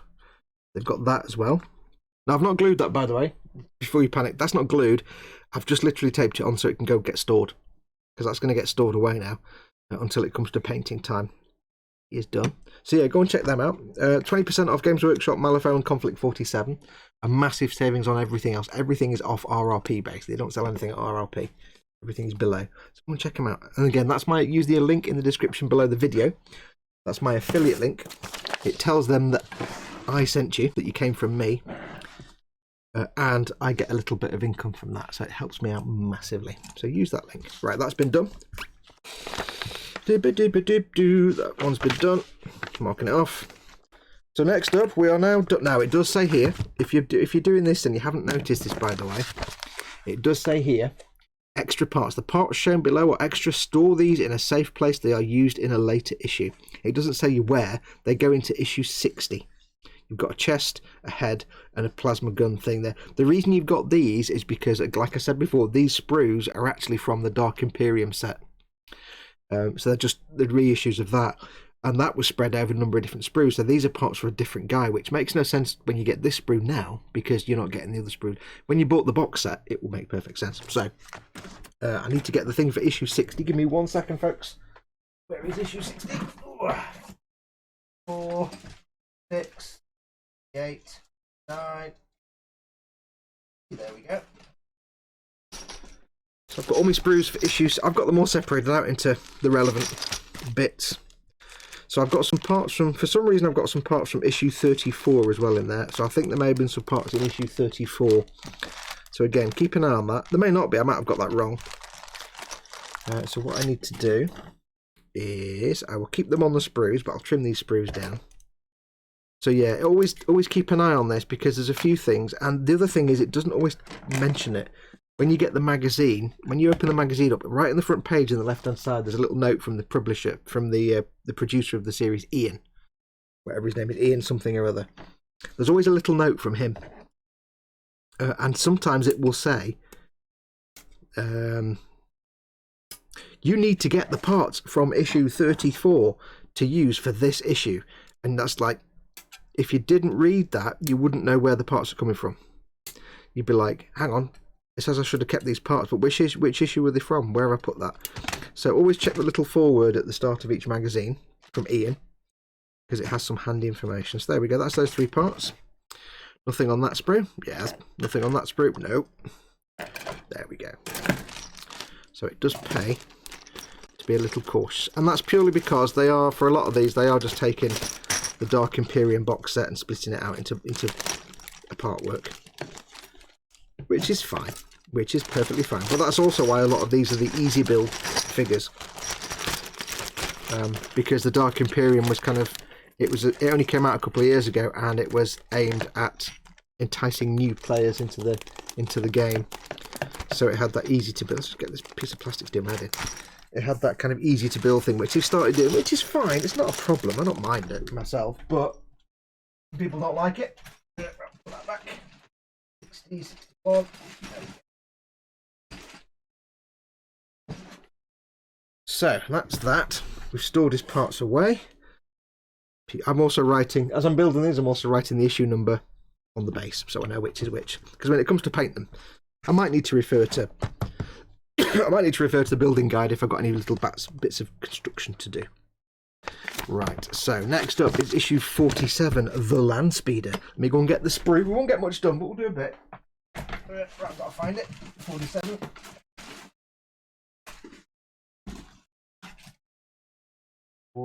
There we go. Lovely. There you go. See, it's quite anal to do this, but it's quite handy because it means I can find stuff quickly. There we go. Lovely. Issue 47. I've got another bag in here with clear bits on. Always keep your clear parts in a separate bag as well if you can. Just avoid them getting scratched up, because then it looks terrible if they get scratched up. Now, I'm not a big fan of flyer bases. I've got to be honest. I'm not the biggest fan of flyer bases, so it may well be that I completely rebase this with something else. I'll probably still use the base, but I'll use a different acrylic rod, because I find flyer bases to be a little bit unstable and untrustworthy. Right, let's do those bits of sprue. Put that there. Right, so we've got 2 sprues, 1 sprue and another sprue. So 3 sprues actually. So basically we're building a Space Marine Land Speeder. So this is an old kit. Very old kit. It might have the date on it somewhere. I'm going to guess 2005 or 6, if not older. Doesn't have a date on it. Oh well. I'm sure somebody can look up for me. It's got a SKU number but not a date. Oh well. Not to worry. It's a very old kit anyway. And you know it's a very old kit because it's got the old style pre-Primaris Space Marines in it. And there are various different land speeders, but this is one where it's just 2 Space Marines in the land speeder. Yeah, you can see by the legs there, perhaps it's the old style. Now I've built the land speeder Storm, which has like 6 dudes hanging out of it, and that was fun, so this should be okay. Now the big challenge with this one is the painting order, and well, it's not the painting order, but the big challenge with this one is how I store it before it gets painted. Because a lot of the stuff I'm doing, I'm just putting into my skirmish case until it comes to painting time. But yes, this might have to be in like various sub-assemblies, because you've got to be able to paint the interior and the exterior, and you can't just go ahead and build everything all at the same time. So this may be just stored in a bag. Right, let's have a quick look at the chat, because Simon did come in. Smoke is a brilliant... I'll start again.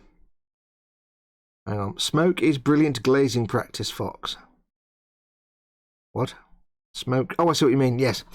Yeah. I know. I need to practice my glaze. I'm not good at glazing. Raging Bassist. Hello, hello, hello. You lovely lot. Just got home from work. I need a shower and I'm shattered. Welcome, dude. I may fall asleep in my chair. Raging Bassist I have some excellent news to share. I am now officially holding my first ever intermediate bass workshop in April. This is huge and I'm crazy excited. Congratulations, dude. Well done. I have to go for a bit of tea. It's lovingly made by my beautiful and hard-working wife. 1/200 scale Titanic. Thanks for coming in, Lewis. Organise, what is this madness? You'd be surprised all the Conquest stuff is in a box in order and with a lock bag for each issue. You'd be surprised at my organisations. Those parts could also be used with issue 63, says Mordraka. That's what I said, isn't it? Okay. I may have misread then somewhere. I know it was issue 60. At least I know where they are anyway. If they come to issue 60 and I don't use them, I'll know they're for 63. But thank you. Bit of a pain this one, says David. That's 90s, late 90s, says Cy Reynolds. Yeah, I did think it was possibly that old. This is really old school stuff. Very old school. And the amusing thing is, the reason it's called a land speeder, this is the hilarious thing in lore. Obviously, Games Workshop are very strict on trademarking their brand and names, product names and stuff, and they will, quite rightfully so, chase anyone that uses, you know, things that they've copyrighted. So to call this a land speeder, you'd be like, oh, Star Wars, but it's land speeder, not land speeder. And in the lore, they can justify it because it was a speeder that was discovered by a tech priest called Land. Is it Azakan Land, I think his name is? So he discovered it, so we've got the Land Speeder, and there's some other vehicles that use his, like the Land Raider, because it's Land, he's the guy that made it. So yeah, we've discovered the STC. So they kind of get around it that way. Late 90s, dear, but the sprue has been redesigned, however. Too much building, I'm feeling strange. Right, so what we got going on? Let's have a look and see. In fact, you know what I'm going to do? Let me just have a quick look at something. Have I got... I'm going to check. You know, I said about you could be used in issue 63. I'm going to check. I'm going to put that to one side because I want to be safe. I've got issue 60 onwards in the folder. I haven't separated them out apart from taking the instructions. So issue 60. There we go. In the words. Let's read the words. The words. To reinforce your Death Guard, you'll have some spare parts left over from issues 33 and 46, either of which can be used to complete the Plague Marine that comes with this issue. Don't worry, you'll build the Plague Marine in a later issue. So that's there. Oh, that's 61. 63. This is the bit I'm talking about where Ian says, hello, Ian. It says here, this is the same when you got in issue 60. If you need to use a second set of spare Plague Marine parts from issue 33 or 46 to complete the kit. Excellent. I didn't realise that, so thank you very much. Who said that? Mordraka, thank you very much. So it's issue 60 and 63. So I shall... See, I'm so organised. I know. It's not normal. I shall... Oops. I shall make a little note. Let's go forward. Because I've got all my instructions ready, you see. All I've done so far is I've split out the instructions. Because what I'm doing right now is building. So, issue 60.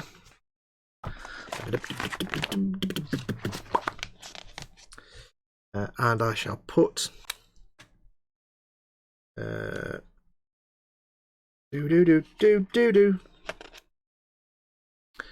With a pen of writing, I shall write some words.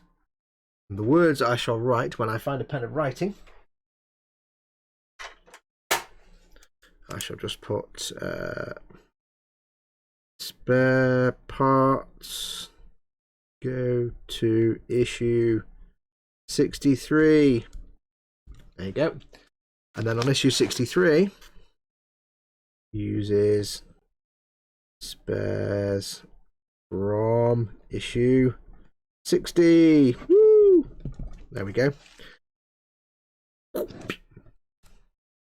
Bag. I'll put the word bag so I know which one it is.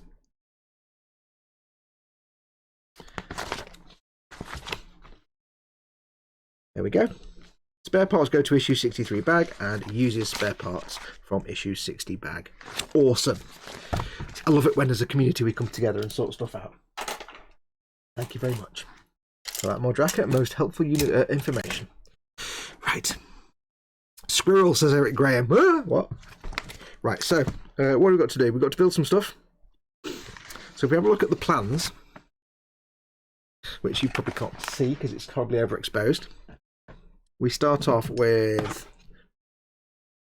we have dudes, bottom half of the dudes go into the cockpit area with the back wall and the side walls. We have the upper hull, if you want to call it that, the sort of the top hull. And then you're adding on what D'Agostino would call plant-on details to the upper and lower hull. So what I need to make sure is that I can paint the interior, so this back wall here, and the dudes, and the side walls. There's nothing to paint inside, but yeah, basically underneath the dashboard, because you might see some of that.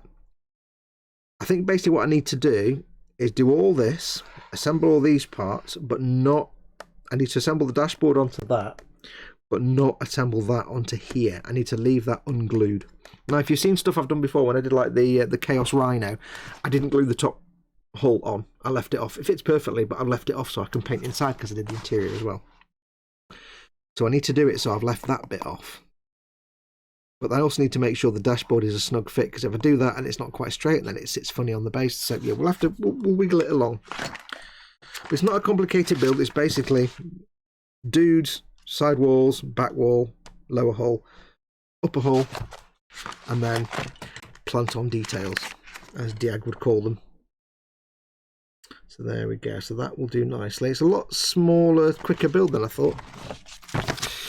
If you are looking at buying a land speeder of some sort for your own particular fun, I can't say for this one because I haven't built it yet, but this is a land speeder with 2 dudes in it. If you want if you want to get into Games Workshop and you're not sure, and you want something, if you've never built Games Workshop before, here we go. Let me have a swig of coffee because I'm talking nonsense now. People have asked me in the past, what's a good kit to get into Games Workshop? Well, here we go. If you don't know if you like Games Workshop or not, the Warhammer stuff, and you want to just see, do I like the painting, the figures and the ships and stuff and the vehicles? Get yourself the Land Speeder Storm. Not this Land Speeder, but the Land Speeder Storm. It's like 19 quid, but it comes with a vehicle and 6 dudes. So not only is it good practice at a very simple vehicle build, you'll get a good feel for what Games Workshop vehicles are like. Dead simple. It's like MDF furniture basically. Everything's square and dead easy. You'll get a good feel for how to assemble a vehicle. You'll get a good feel for how to paint a vehicle. And you also get excellent practice on painting 6 figures. So it covers everything. It covers a vehicle painting, it covers figure painting, it covers doing a flyer. But at the same time, it's like 19 quid. It's ridiculous. When you pay £20 for a pack of 5 dudes, and yet the Land Speeder Storm, you get basically a vehicle that's like this, but a little bit bigger, and you get 6 dudes in it. I'll show you the Land Speeder Storm. I've shown it before, but let me show it again, in case you've never seen it. It might fall off the base. It's entirely possible, because I don't trust the bases, but there you go, I said that before. And it's a bit dusty, but that's the Land Speeder Storm. 6 dudes, 5 dudes, actually, my apologies. No, 6 dudes. 1, 2, 3, 4, 5, 6. This was the first, after my Tau Piranha, this was the first Games Workshop kit. Well, it's the second Games Workshop I ever did. But it's the first sort of Imperial one. Got some dust on it. So it's got 6 dudes, and this was the second, bear in mind, this is only ever the second thing I'd painted, brush painted, in the sort of Games Workshop style. So 6 dudes, all manly Space Marines with their exposed heads for good skin testing. You've got the vehicle itself. Now there's some custom work. These are from Tamiya. I think these are Tamiya. Oh no, they're not. I'm talking rubbish. These are from the kit because they've got little heads on them, skulls. I thought they were from something else. Did I do some custom work? I'm sure I did. There's this. Oh no, I thought I did some custom work on this. I thought I did. Oh well. Obviously I didn't. I did a custom aerial, whip aerial. But yeah, 19 quid. I did lots of little rocks and things to the base, but 19 quid for that. And that's a good few days of building and painting. You get a lot of figure practice, you get a lot of vehicle practice. Yeah. If you're looking to get into Games Workshop and you don't know if it's for you or not, get the Land Speeder Storm. That one specifically. And it's a great place to start. just because it gives you everything. You could get, like, you could get this thing, just the land speeder, but it's just 2 Space Marines in a vehicle, so you get practice painting vehicles and a couple of Space Marines. You could get the other land speeders with Space Marines, but again, you're just painting Space Marines and a vehicle. If you get that, you've got 6 dudes with skin and faces. So if you don't know, and it's only 19 quid, go for it. Do it now. If you want to mount the rocket launchers, don't glue the doors on the side. I did and had to prise them off. Jamie Bones got to go. His food is ready. Enjoy your foods. If you want to glue don't glue the sides on. I can't actually see. Oh, I see. Oh, I see. We shall see. We shall see what happens. Anyway, let's get some work done. We've got about an hour. Let's see how we can do. So, a swig of coffee. Nom, nom, nom, nom, nom, nom. Khajiit will wear his gauntlets of model building and see how much he can do. So the first thing you do is the upper hull. I don't really know what to call parts of an aircraft. The upper fuselage and the dashboard. So it's this bit here, you see. Und also die Dashboden Gefahrten, which is here. So we'll do that bit first. Big fat connection point, so I'm going to use my Citadel I don't care about them nippers to get them off, and then we'll go with the more subtle things in a minute. Diddly bomb, diddly bomb, diddly bomb. I don't want to stress any of the plastic. You've got a very thin connecting point here, and it's probably very easy to wibble, wobble, and bend. So that can come off. Kaplink. Und also we have the dashboard. Willkommen auf dem Dashboard, which is... Oh, and because this is a very, very old kit, nothing is numbered. Yeah, there's one thing about the old GW kits, they're not numbered, but... Beyond Hope says, Fox, you're referring to the upper hull and the instrument panel. Well, if it's an aircraft, wouldn't it not be the upper fuselage? The fuselage, is it the hull or the fuselage? And yes, the instrument panel. You know what I mean? It's like a car, but shut up. Anyway, move. Yeah, because it's an old GW kit, nothing is numbered. But luckily, all the parts are ridiculously unique and easy spottable, so it's not so bad. Believe it or not, they really did used to make their kits with nothing was numbered, which is kind of insane, given the fact that you only ever see the instrument panel from the back on the instructions, which is that one there. But I mean, they were fairly straightforward. Now, Forge World, on the other hand, when they don't number things, especially on figures, not going to start that rant. Yes. Right, let's get these bits off. Now, of course, it's in bright blue plastic because in this part work, they expect you to build these as Ultramarines. But I'm not boring. And also, George and I both have exceptional taste, so we don't do Ultramarines. Like I said before, if you weren't here, this part work is being very kindly funded by my very good friend and patron George, who's making this entire thing possible. And he is going to be taking the Space Marines, and I will get to keep the Death Guard. Now, George does not want Ultramarines. And you know why? Because he's a man of taste and intelligence and wit and sagacity. He's not, doesn't want space. He doesn't want Ultramarines. Nobody wants Ultramarines. Now, I can't say what they are going to be painted as. I'm just taking a chunk out of the hole there. Oh, never mind. It'll sand out. We'll sand it out, no problem. Here, I just took a little chunk out of the... We'll fix it in post. Don't worry, I'll fix it later. I'll fix it now. Oh, I chipped it a bit. Yeah, so he doesn't want Ultramarines, which is understandable because, you know, Mary Sue. So they're not going to be Ultramarines. So I can't follow the painting guide anyway in the magazine, even if I wanted to. Which means, of course, when I paint these and film the paint for you guys, I'm not going to be showing you. Where's my sanding stick? I'm not going to be showing you how to paint them as Ultramarines. I'm going to be showing you how to paint them as something else. Not 100% confirmed what yet. Yeah, I took a little chunk out of the hole there because silliness. David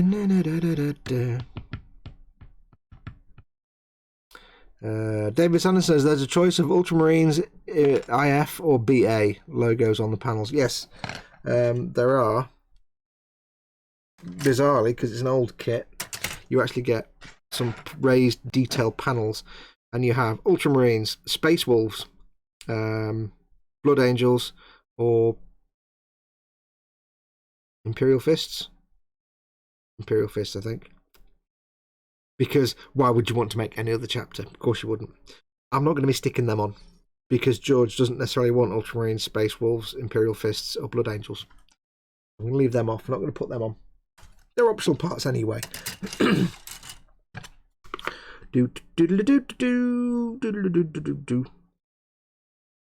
one thing GW do very well is give you options, especially in the old kits. Like I was saying before, with the new easy to build kits, you can basically just build a figure in one particular pose. You can customize them, but it's a massive pain in the backside.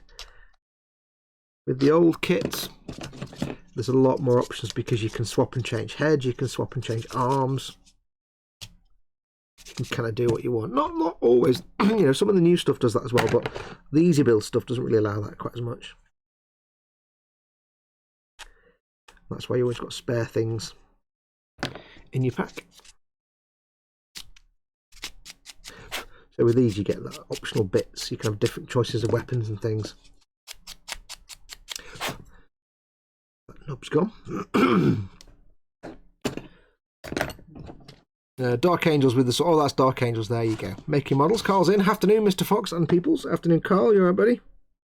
I need to clear my throat again in a minute. Good God.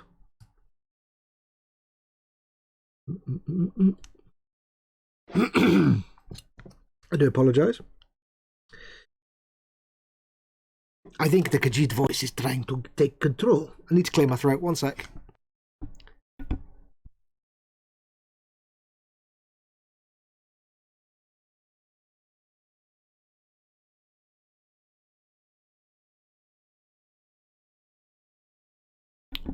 Yeah, there we go. Quick gargle. Coffee gargle. Always a winner. Right, trim this bit down because it's got annubulation. Yes, there's a lot of options. I've not come across having actual chapter markings in moulded plastic before, though. I've not seen that before. Quite interesting. But yes, George... It's entirely up to George what chapter he wants me to paint them as. If even it's an existing chapter, he may want them as something else. There's been some discussion about what he wants. Not been decided yet, though. But, you know, because George is helping me get this part work, George gets whatever George wants. George wants them pink with Hello Kitty, he gets them pink. If he wants them painted, I don't know, whatever he wants, he can have them coloured that way. My Death Guard, of course. Not a lot more you can do with Death Guard apart from change the Vectorum. I don't think I'll be painting them as standard Death Guard, green Death Guard. I quite like the look of some of the ones that are painted in more of a dirty, horrible ivory colour. Like a dirty green mottled, rotten ivory colour. I kind of like that colour. I can't remember the name of the Vectorum though. The festering something or others, I don't know. I can't remember what they're called. I like that kind of, the kind of bone white, but very minging and dirty, like it's been bone white at the bottom of the sea for a bit. Team Inept, still muted. Oh yes, I've got a little light that tells me you're talking nonsense. So that doesn't work anymore. Do. Apparently the latest FAQ has messed with the Space Marines completely as they were doing so well in tournaments, says Beyond Hope. Don't know. I don't keep in touch because I've not played yet. I've not really studied how the game actually works, to be honest. So I'm not all up in the stuff like that. To be honest, if I played now, I'd have to spend a day. I'd have to buy the codex and then spend a day just finding all the stuff to update the codex because it'd be months out of date. Years out of date. What was it, 2 years? Yeah. Doop doop doo. Oh, the nubs. That nub's not gone. We've got a whole YouTube channel that tells us you're talking nonsense. Yeah, it's my channel. How do you know when I'm talking nonsense? Because my lips are moving and sound is coming out. Ha ha ha ha ha ha ha. Yes, I thank you. I'm here all week. Try the fish. Excuse me. Right, so that is nice and lovely. You think I'm taking a lot of care with this? I am, because these are George's. I want to do my best work for George. Which is why it's taken me about a year to do his Sazabi. Now, don't worry about these little nubs here too much, because they're not going to be even seen. This is going to sit in there like that. And you're not going to see in there. So those nubs, I don't actually care about. They are of no interest to me at all. I will disregard them in every way. No other nubs. Cool. Then we can assemblate that. Fox, do you have a good set of those files or just use whatever's? I'm looking to replace my cheaper ones, but I can't find a set I like. Carolina's in. Welcome, Carolina. These were cheap, crappy ones I got from B&Q about 15 years ago. And they do. I've got about 7 of them. There's like a round one, a triangle one, and a square one. And I didn't really use files up until I started doing Gunpla. I didn't really use files much because I thought they were too harsh. But I've since learned to embrace the file. But because they're really old, they're a little bit dulled, so they're quite gentle with plastic. So yeah, they were like a £5 or something. They just looked like a blister pack from B&Q like 15 years ago. Boop-a-doo-doo. I got them when before I got back into the hobby, basically. So, ooh, you'll be able to see it, but there's kind of moulding errors on this. There's like blobby bits on what should be a flat piece of dashboard. Kind of, oh dear, that's a bit of mould leak, perhaps. If it was a resin casting, I'd say it's a bit of mould slippage, but plastic, I'm not so sure. How rare. Let's file that away then, shall we? Unless they are supposed to be surface details, but they're so faint and random looking that I doubt it. Yeah, so up until recently I didn't really use files that much anyway. When I got these, it was before I got back into the hobby and started doing things properly. So when I got these, I was still like trying to brush paint things with Tamiya paints and stuff because I didn't know. I was like a kid. So, yes. Right, but now I know you can actually use a file to sand something away and not make a mess of it. This is where something now tells me that these were actually surface details, but they seem so blobby and random and not uniform that I doubt it.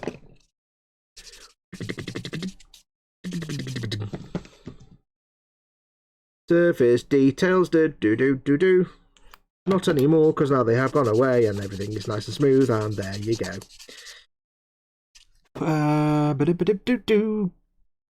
Carolina says, hello, what's on your bench? Yes, what's on your bench? I'm still working through all my hundreds of issues of Warhammer Conquest. I'm working on the Land Speeder, which is this puppy here. I've just finished building the Lord of Contagion, who is covered up with tape to hold him all together. Just finished that puppy. Big fat bloater with his nurglings and his big axe and his... Yeah. I'm looking forward to painting those guys. And now we've gone back to the Imperial side and we're painting a Land Speeder. We're starting to make, I should say. Just starting. We won't get much done. Do. So Reynolds says, on e-models, find the Mr. Hobby files to Beckstorm. They are not a set, but they are absolutely superb. There you go then, Beckstorm. If you're in the EU or UK, go to eModels, look up Mr. Hobby files. Thank you very much for the plug there, Simon. If you're outside the EU or the UK, yeah, you might not want to go to eModels. I mean, you can do. They ship all around the world.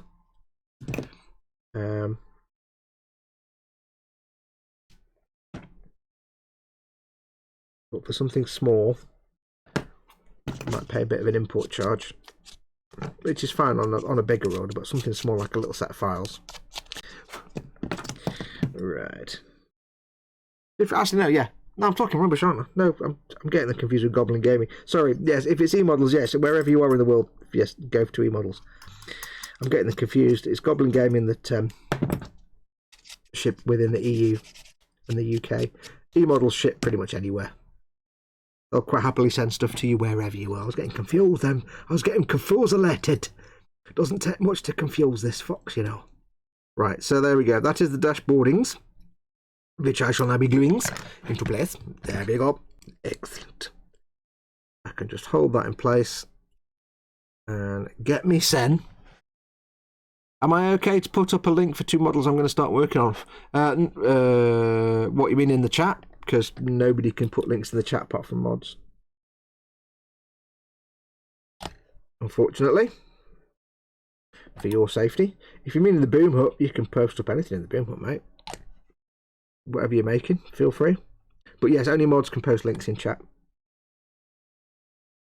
If you ask nicely and you're able to speak to one of the mods outside of the chat, externally somewhere else, they might post a link for you.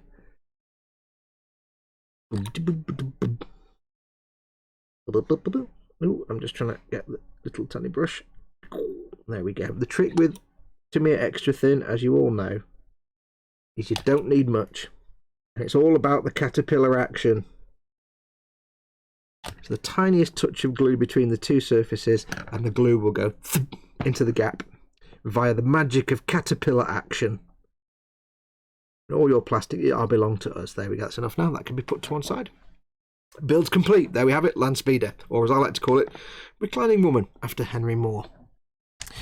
Stuart Bremner, good afternoon. Welcome, Stuart. Welcome, welcome. What's chat doing? Swig of coffee. Bassist says, back in 10, I need to shower. I feel disgusting. After the stream, I'll be priming some minis. Finally, yay, no rain. And it's actually daylight now, roughly, as well. I was amazed to see the day I opened the curtain and it was, well, opened the door, I should say, the curtain. You don't need that information. Anyway, I opened the door and it was still daylight at about 6:30. I'm like, wow. Nat Williamson, I'm back. Did I miss anything? Yes. There were 100 naked dancing tiny little men on here. Little tiny dancing Russian men on here, naked dancing. We are Russian dancing men and we are yes, this, if you don't get that reference, it's a Weeble and Bob thing. Russian dancing men. I'll shut up now. I just kind of wandered off on a tangent there. There's no conclusion to that at all. Dave says, be better if I came in the right account. Yes. I'll chuck it in the boom hut, says Raging Bassist. What's that in the white hole? What is that white hole that says Foreman Greedon? This. Aha. This is a dad device. Your mod dad likes to make things out of plastic card. So we have, for example, this dad device here, which comes in various guises for 3s and 2s, and yeah, it's perfect. Although you have to hold it down to get them out sometimes because it can get a bit tight. But that's fine because you can't knock them over. That's why me and Chris always get, if ever I do this and get the glue out, you'll see Dad in the chat shouting at me because it's a dad device. Then, of course, we've got dads. You might be wondering what this is for. Let me show you what this is for. It's not a hangman's thing. This is the best thing ever designed by anyone ever. This is for shades. This is Sparta. Is that just not? That is the best thing ever, and you can't. It's an anti-spillage device. You can use it for regular paints as well, but you don't tend to have them open all the time. It's an anti-spillage device for the shades, and it's just the best thing in the world ever. And I have to thank Dad massively for making that for me and sending it to me. I had to fix it because this little bit snapped off at one point, so I had to super glue that back on. I was a bit heavy-handed. Excellent. Now, for some reason, I can smell toast coming from downstairs, which is a bit weird if Mama Fox is making toast at 5:15 because it's nearly dinner time in about 45 minutes and I'll be making the dinner. I'll be most upset if I make the dinner and she says, oh, I'm not really hungry. I'll be like, oh. It's red, says Beck Storm. Yes, everything Dad does is red.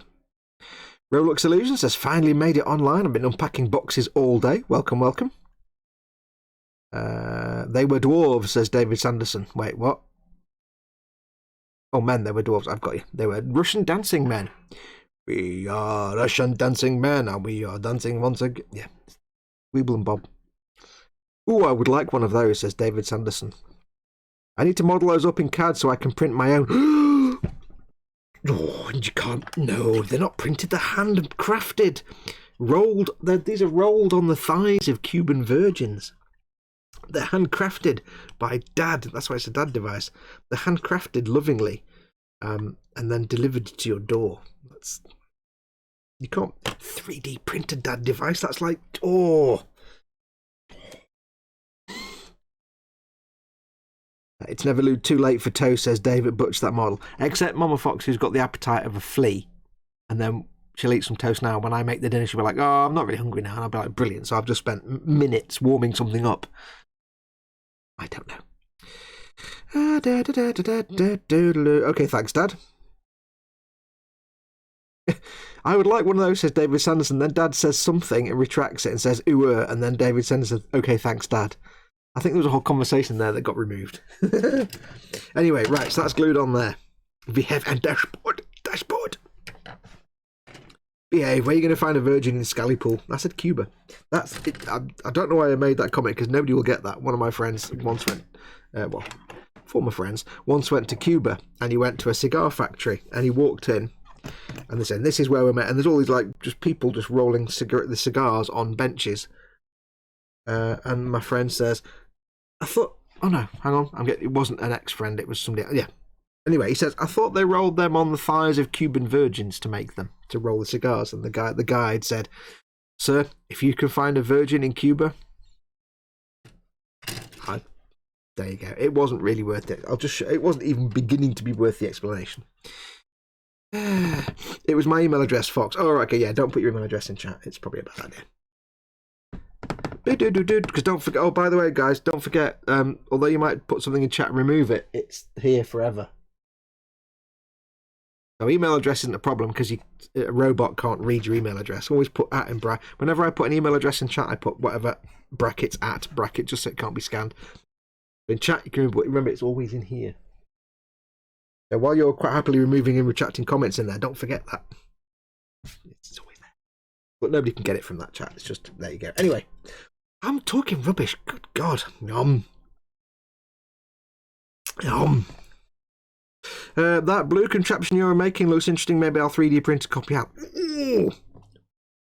Or you could give Games Work, or you could go to Goblin Gaming and give them money and get one, and then I would get some income from that.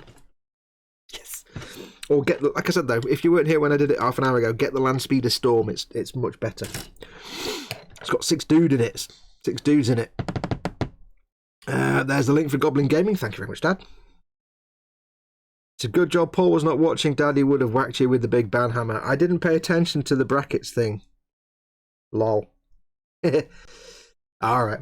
Yeah, whenever I need to post an email address somewhere online, to avoid robots like getting my email address, I just put whatever brackets at. The word at brackets. It's an old way of getting around bots and stuff.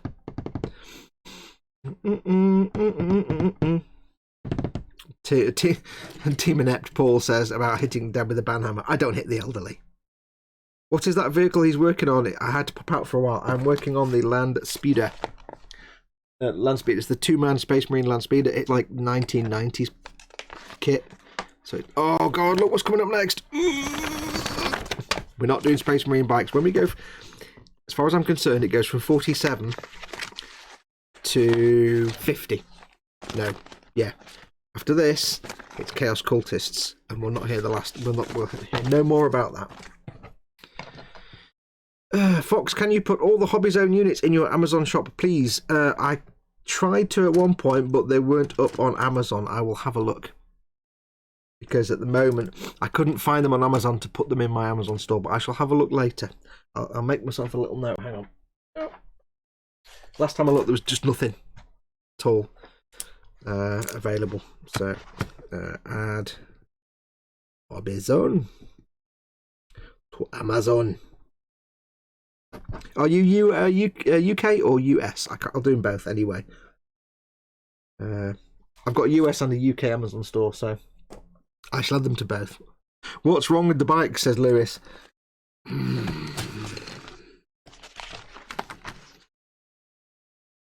Oh, they're just. I built 2 of them, and they're not good to build. They're really old. They're really, really old. They're a pig. All the seam lines are in the wrong place. They're a nightmare to paint because the details are too soft. They look rubbish. They're old style Space Marines. I'm building a squad of Primaris Space Marines with old styles. No, it's just more that they're not fun to build and they're not fun to paint. I didn't enjoy it building them. I hate them. I think they need to make new Space Marine bikes. They look terrible. They don't even make sense in terms of how a motorbike works or how a vehicle works. Just no. You know, like when you see like really old Games Workshop art, where, for example, you might see like some box art and it's like a load of Blood Angels fighting some Eldar, and it's that really horrendous 1980s stuff where all the Blood Angels are in the brightest of red armor with no shading and no shadow. I mean, artwork, not the models, the painting on the box.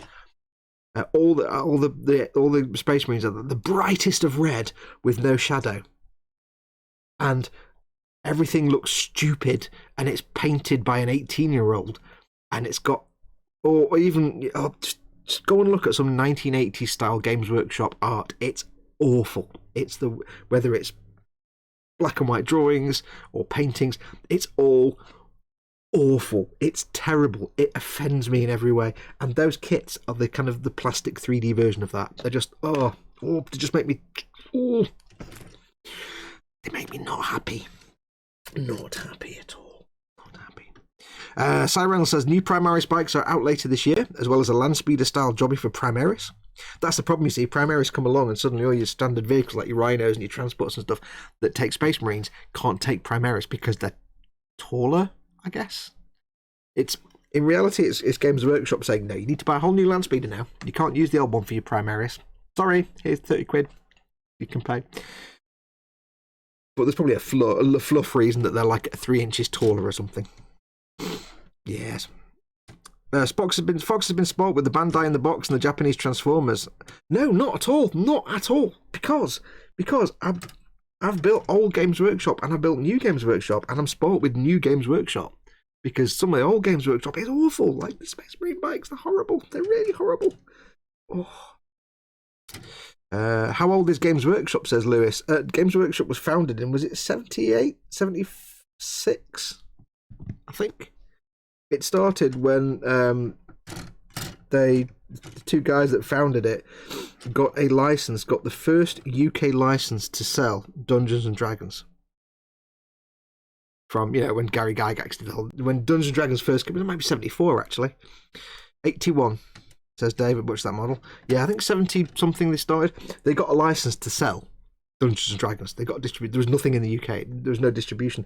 And they started doing that, and then they started working with Citadel, who did little metal figures and stuff. And it went from there, and that's how they grew up. They kind of grew themselves up. But it started in the late 70s.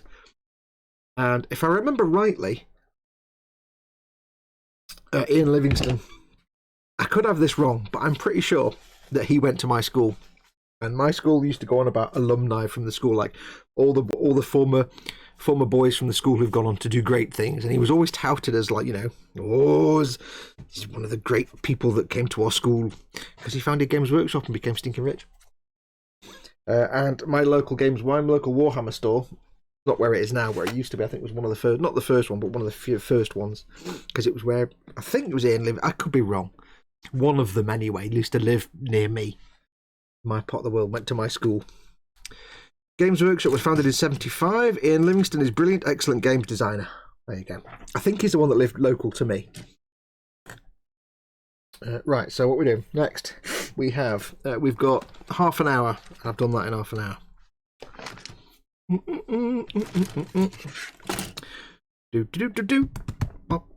David Butch, that model, says, I still have some pots of paint from them, and they still work fine, though I only use them for special things.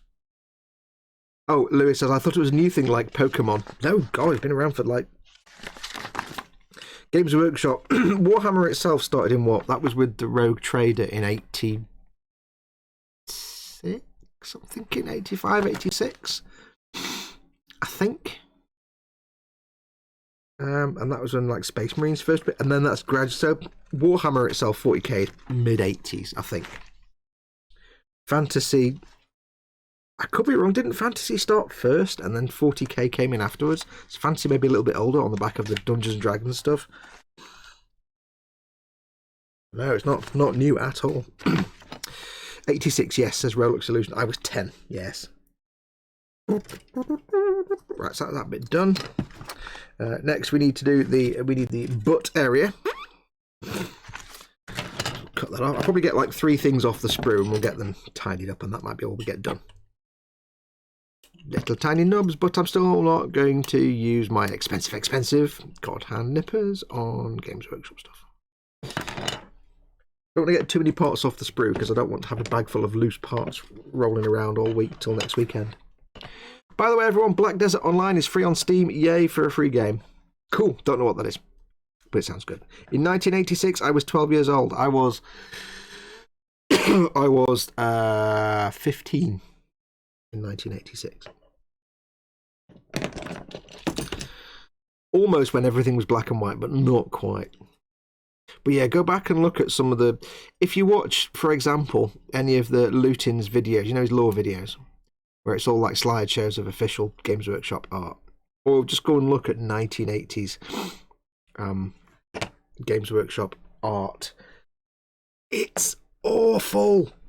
It's awful. It's like, as an artist who, you know, as a two-dimensional artist, I can look at that early stuff and it'd be like... it reminds me of a kid I used to go to school with who all he drew was 2000 AD style stuff. Because that's what he was into, but he was kind of terrible at it. And all the stuff in the Games Workshop art from that time is kind of that. Badly drawn, everything's airbrushed, but airbrush the crap out of everything. There's no, like I say, the Space Marines that are in a red armour, but it's just bright red armour with no shading or shadowing. Everything glows. People, you might have, look at some of the old Necromunda stuff, where you've got like loads of people on the box art all just pointing weapons in different directions and firing, and then you've got like a Land Raider in the middle that's kind of got the weirdest perspective and is like, none of it makes sense. None of it makes any sense in any sense of the word sense. It's terrible. I can't look at it without cringing every time I see all that old artwork, and nothing works. Just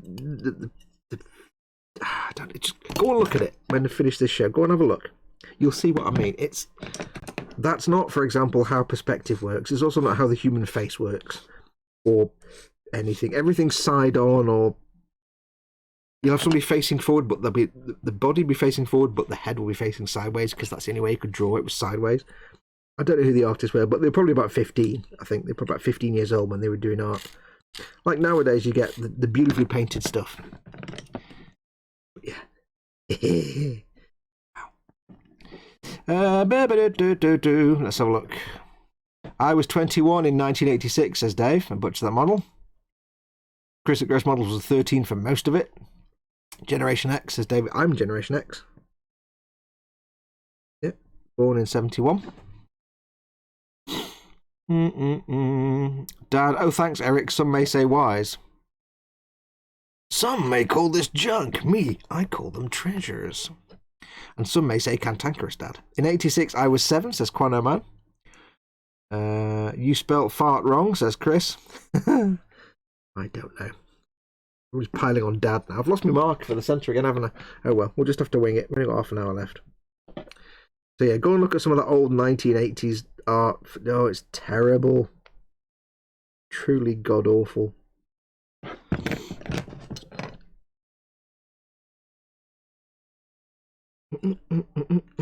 There's something, I don't know what it is, right? This can't be something that nobody's ever thought about before, but there's something about the 1980s that everybody just forgot how to draw. And what I mean by that is, you know, you look at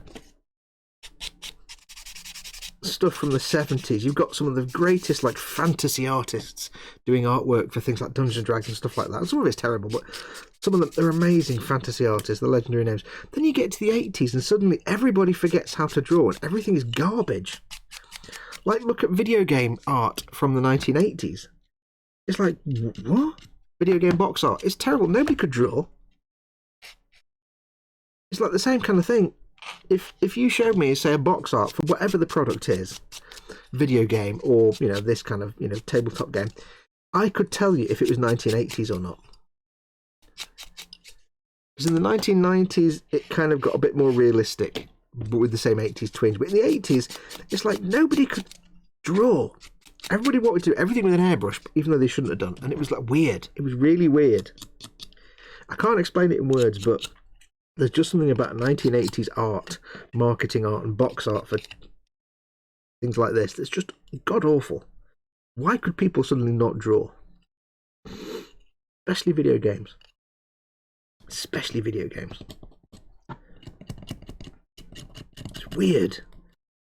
I mean, look at, like, go to the 70s and look at some of the Atari, some of the best box art for video games. An example of the 70s is the Atari stuff.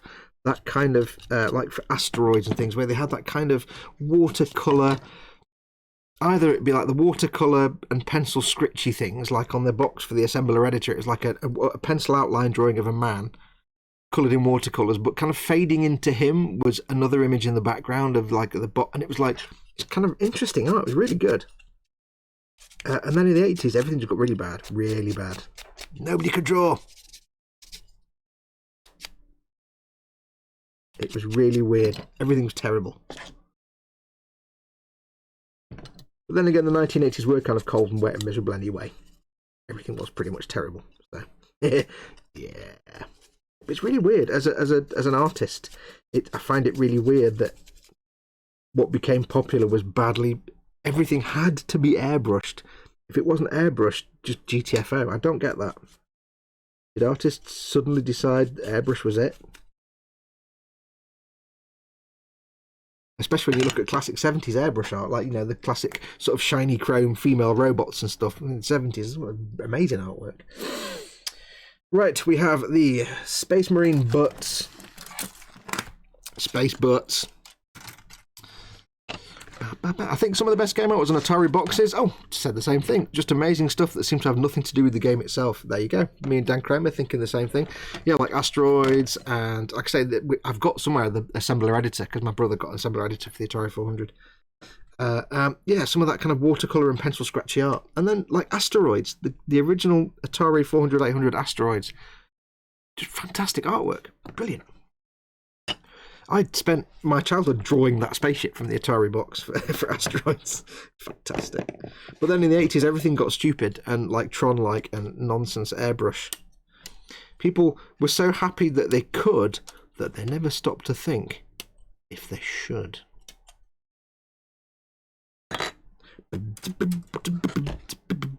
I've still got some Atari 2600 boxed games. Cool. They're worth a fortune. I have a book with Atari art. I love that stuff, says Dan Kramer. Good. 70s was very artistic and out there with amazing airbrush stuff on vehicles. 80s was all big shoulder pads, big hair. That was just the men, and bad computer imagery, says Spid. Yeah. Yeah, pretty much. It's that kind of synthwave thing. It just got horrible. Ping! That nearly went in my coffee. Nearly.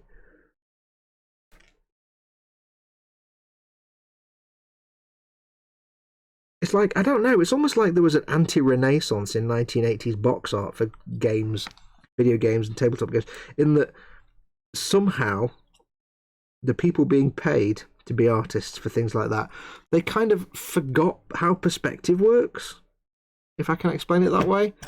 Just forgot. And what humans actually look like. I mean, some of the 80s, it's not a Mega Man game, but there's like it might be a Bomberman game, I'm not sure, but there's some like early Nintendo games, I think, where might even be Contra or something, where like they've got humans with muscles that don't even work. Like, that's not how the human muscle body looks. It's like they were doing the Rob Liefeld before Rob Liefeld. It's like, I don't get it. What?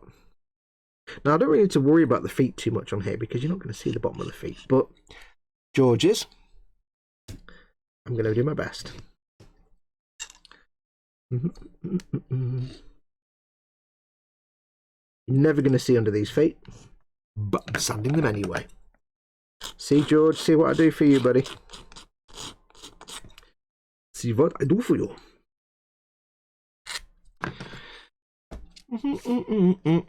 Mint inbox ET for the Atari 2600, said Paul Di Tommaso. That'll be worth a lot of money if it, although admittedly it'd be worth a lot more if it came from that little pit in there, wherever it was that they buried it. It'd be worth even more. I actually had an Atari 400, and when I cleared out, I said before, when I set up this workbench, I cleared out and sold all my music equipment. The box it was in, this big storage box, was used as like a table. I just cleared it out. And then after a while I was like, hang on, did we actually throw our old Atari 400 away? You idiot. Yeah, kind of just threw it away like an idiot. Look, what can I say? What can I say? That'll learn me. Have a good last half hour, everyone, says Chris at Grace Models. He's going for his dinner, I bet. I enjoy the metahuman art of the 1980s, says Ateris. That sounds like comic art in the 90s, says Dan Kramer. You're thinking like the Rob Liefeld stuff. Pouches everywhere. Pouches. Everything has to have pouches, and also we can't draw feet. I can't stand Rob. I know he created Deadpool, but I can't stand his style at all. Because it's just nonsense. It's like pouches and muscles on muscles on muscles, and that's not what the human body looks like. And how did you earn money without being able to actually draw? I think it's more grumpiness that I didn't make it big drawing stuff like that, even though I could. Right, off to sort food before Warhamster. There you go, that's why Chris has gone. Didn't think computer games were around in the 1970s. Good God, Lewis, how primitive do you think times were in the 70s? We had a Pong game when I was like, I don't know, 3. That was like 1974-5. Yeah, it wasn't, everything wasn't black and white, you know. We weren't that primitive in the 1970s. I mean, we weren't advanced, but blimey, Riley, man, we weren't that primitive. Right, does this just sit loosely now? This just goes somewhere. There's a dotted line going from this to that hole there, but there's no actual pin to go in it, so it's guessing time. I'm going to guess that's correct. There we go. That locks in place there. So that will then sit on top like that. Would. There we go. That would sit on top like that. And then your Spesmorine dudes will go in here. It'll be a back wall. But the reason I'm going to leave this off, this top part, is, I mean, I can get to most of them, to be perfectly honest, but it's just easier, I think, if I... Having said that, though,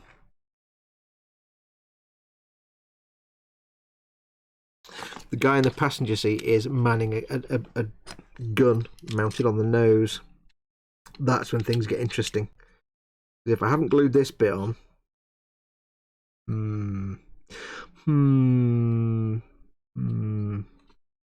It may be more prudent to glue this part on with the rest of it, or the outer shell, but I need to get to the back wall, and that's the tricky bit. And then just leave the two pilots out, the two dudes out, the upper torso, so when I come to, I can paint them on sticks and then glue them in place. Because this guy, the thing that makes this guy tricky, and I had this with the Landspeeder Storm, is his arms are like that. It's a single piece with both arms, and that bit in the middle glues onto the bolter that sits on the hull. So that's where it gets a bit tricky. Because to get his arms in the right place, I need to have his torso in there and the gun mounted to the hood. But I want to be able to paint him and the bit behind him. I mean, I could be overthinking it, and I could just be perfectly capable of just building the whole thing and painting it, but I don't know. I don't know. There's a big seam line there that I need to clean up. I'll do that now. But what I'll do, I'll get this bit cleaned up now, and I'll glue this bit in, at the very least, and then we'll call it a show. That's a bit of armour, I can do that. Just move this out of the way. Now, I may well crack on with this later on tonight. It may well be that, you know, when we come back next week, I might have just finished it. Or I might not. I don't know. But it's always worth, especially with these kind of things where you're going to be doing a lot of brush paint, or if you're going to be doing a lot of brush painting, always worth just trying to, rather than just going ahead and building it, try and over-plan your painting order while you're assembling it. Because there's nothing worse than getting it all built, getting to paint it, and suddenly realising I can't get to the back wall because the Space Marine's in the way and the roof is in the way and I can't. And now you've got this thing that you can paint brilliantly, except this one bit you can't get to, so it looks like garbage. And that's a real shame. So it's worth planning as much as you can, just to get things all sorted out. Of course, nobody ever asks about the fact that they're actually sitting in the seat cushion. Yeah, weird. That goes in there. I'll just double check we've got everything nice and clean. That's on there. This goes on here like that, you see. Everything clean there. Everything is hunky-dory. So I shall glue that bit in. Khajiit has the glue if you have the plastic to glue things. So, as before, touch it to the edges. Nice and simple. Nothing too complicated. Now, if you are used to using thick, stodgy plastic cements and not these kind of welding cements, these welding glues, you know, and you're used to things like the Tamiya, the regular Tamiya paint, things like that, you really do want to give these a try. If you're, say, returning to the hobby after many years away and the last time you made a model it was using tubes of glue and stuff, yeah, forget that. That's not how things work anymore. The beauty of glues like Tamiya Extra Thin is precisely that they are extra thin. Because as you can see here, all I'm doing, unless my hands are in the way, is I am touching the plastic to the joint and the glue is sucking into the gap. So what I can use is 1 billion times less glue. I can assemble the parts first, in most cases,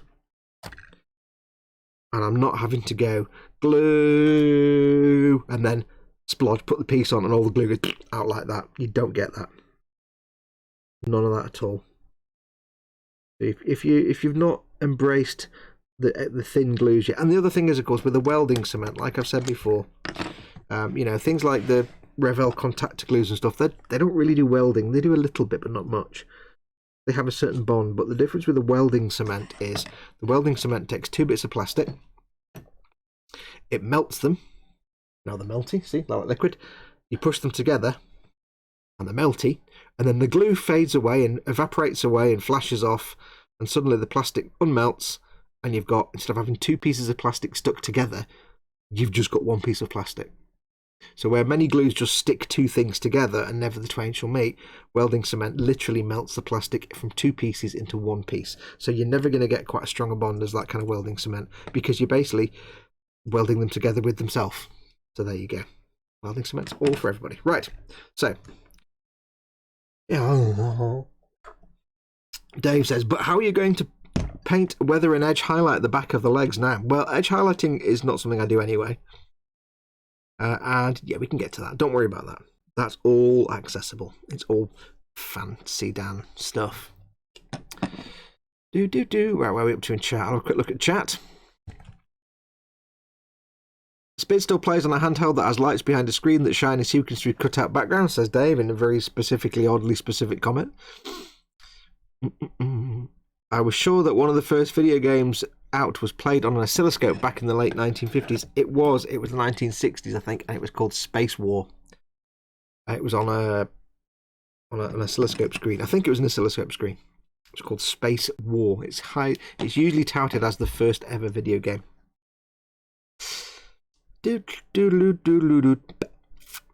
Lewis says, I just thought you played charades on an evening. And Dave says, we had far better games to play on cold, dark evenings with young ladies in the 70s than charades. By the way, Dave, it's not Natalie that's writing, that's Lewis. It's just he's having to use Natalie's chat profile because his son's something about his mobile and forgotten the password. I can't remember. And Dave says, them games is where most of you lot came from. No. Agdemonic says, hello everyone, I hope you're having a great day. Thank you very much. I am certainly. Welcome, Agdemonic. You've just come in at the end though. We're going to finish in a minute, so I have to apologise. But yes, I'm having a great day. I hope you're having a good day too. Wherever you are, I hope you're safe and not in the middle of a storm or a contagion or anything like that. Fox, I didn't glue the upper torsos till I paint later, says David. Yeah, no, I don't think I'm going to glue them in. I say what I'll probably do is get more bits off and do a loose build together. I'll probably get a loosely put together with some tape and stuff, just so I can see, because what I want to be able to do is hold it in my hand and try and get a brush in there. Can I paint that bit? Can I paint that bit? Yes, no, and that'll give me a better idea. So sometimes with vehicles, it's worth doing that. See, this is the thing, a lot of times, people that build AFVs and stuff, they don't often have these problems because they build a tank and they just paint it, because you're not necessarily building an interior as well. But stuff like this, where you've got interior and exterior and it's all accessible, and you're like, oh, but which way do I do it now? What's the best order? So yeah, I'll probably do a loosely fit together. So I'll put the back wall in there, see if I can get to it. I probably can. I could probably get to all of that absolutely fine, to be perfectly honest. Depending on how complicated I wanted to get the paint scheme, I probably could actually get to all of that. But we'll see. I've got to give practical thinking to how the dude's going to handle the gun on the hood, so we'll see. How are you going to paint weather? Oh, we've done that one. That's Dave. Right, I think we'll leave it there, because I've just got fussing to do now on the back walls and stuff. So I'll probably go off and do that. Don't forget, as always, though, folks, I may be finishing now in a moment, but of course, it's not the end of your Warhammer on Sunday, because my very good friend Chris over at Gross Models, who's been in the chat today, one of my lovely, lovely mods, he does his own Warhammer show at 8 PM. So go and watch that. It's on his channel, Gross Models. It's the Warhamster. Sunday Warhamster. Go and watch that. He'll be carrying on. He's working on some bombers, some Orc bombers from the Aeronautica Imperialis. Moving that for Aeronautica Imperialis set. He's working through. I think he's finished them off this week. I'm not sure. He might be. We shall see. At 8 PM, go and have your dinner and go back and watch Chris. I'll be back, of course, on Monday on the eModels live stream. Tomorrow night on the eModels channel with Chris, Colin, and Ted. Of course, Ted. Slap it on. We all know and love. So there you go. And his button's still working as well. So keep an eye out for that. The 5 issues of the D'Agostini Build Your Own X-Wing, issues 17 to 21, they are currently available for patrons through the Patreon page. If you're a patron, you can go and watch them now, advert-free, no advertising on them whatsoever. The first one, they will be released to everybody else though throughout next week. So on Monday will be issue 17. Tuesday issue 18, Wednesday issue 19, and so on and so on. So stay tuned. If you're not a patron, stay tuned next week for those episodes. Only a little. And I am working with a new camera setup, and it's a bit rubbish at the minute. So they're going to be differences in brightness and stuff. I'm trying to figure it out. I've got a new camera setup using my old iPhone 6. So just bear with me for the next few video things. It's going to look a bit weird as I try and figure out the right ISO settings and exposure and all this. I don't know anything about it, so I'm trying to figure it out. So they're going to look a bit weird, but stick with it. Other than that, yes, I'm still cracking on with the Sazabi for George. That's going slowly as always, so hopefully we'll be getting that done soon and get some more video content on that. And then I'll be back obviously next weekend with Skyrim Saturday and Warhammer Sunday. So until next time, I shall say thank you very much for watching. Don't forget, of course, check out all the links in the description below the video for my patrons, if you want to support me on Patreon, for my Amazon store, for Goblin Gaming. Use that link for Goblin Gaming. It tells them I sent you, and I get a little bit of income from that. And until next time, I shall say, what shall I say? Actually, hang on, wait, big swig of coffee. My brain just stopped mid-sentence. I shall say, take care of yourselves. Go make something awesome, like this. Hang on, conversation. Fox, did you mention the tip of Jar Jar today? Yes, many times. But we've had. Do we have one? No, I don't know. We don't think we've had anybody. Have we put anybody in there? No, nobody's put a tip in today, so George is still whatever health he had when we started. Nobody wants hundreds of pounds worth of the Games Workshop content, obviously. Never mind. Anyway, yes. Take care of yourselves. Go make something awesome. Go be awesome. And until next time, I shall say, have a good rest of your weekend. Adios, amoebas. Bye. That sounded a bit feeble, that, didn't it? I don't know what that was. Bah! I don't know where that came from. Ciao bella. There we go. Kajit will say, until next time, until we meet again, may your feet find... I've forgotten the quotes. I'm just pressing the button. Sack it.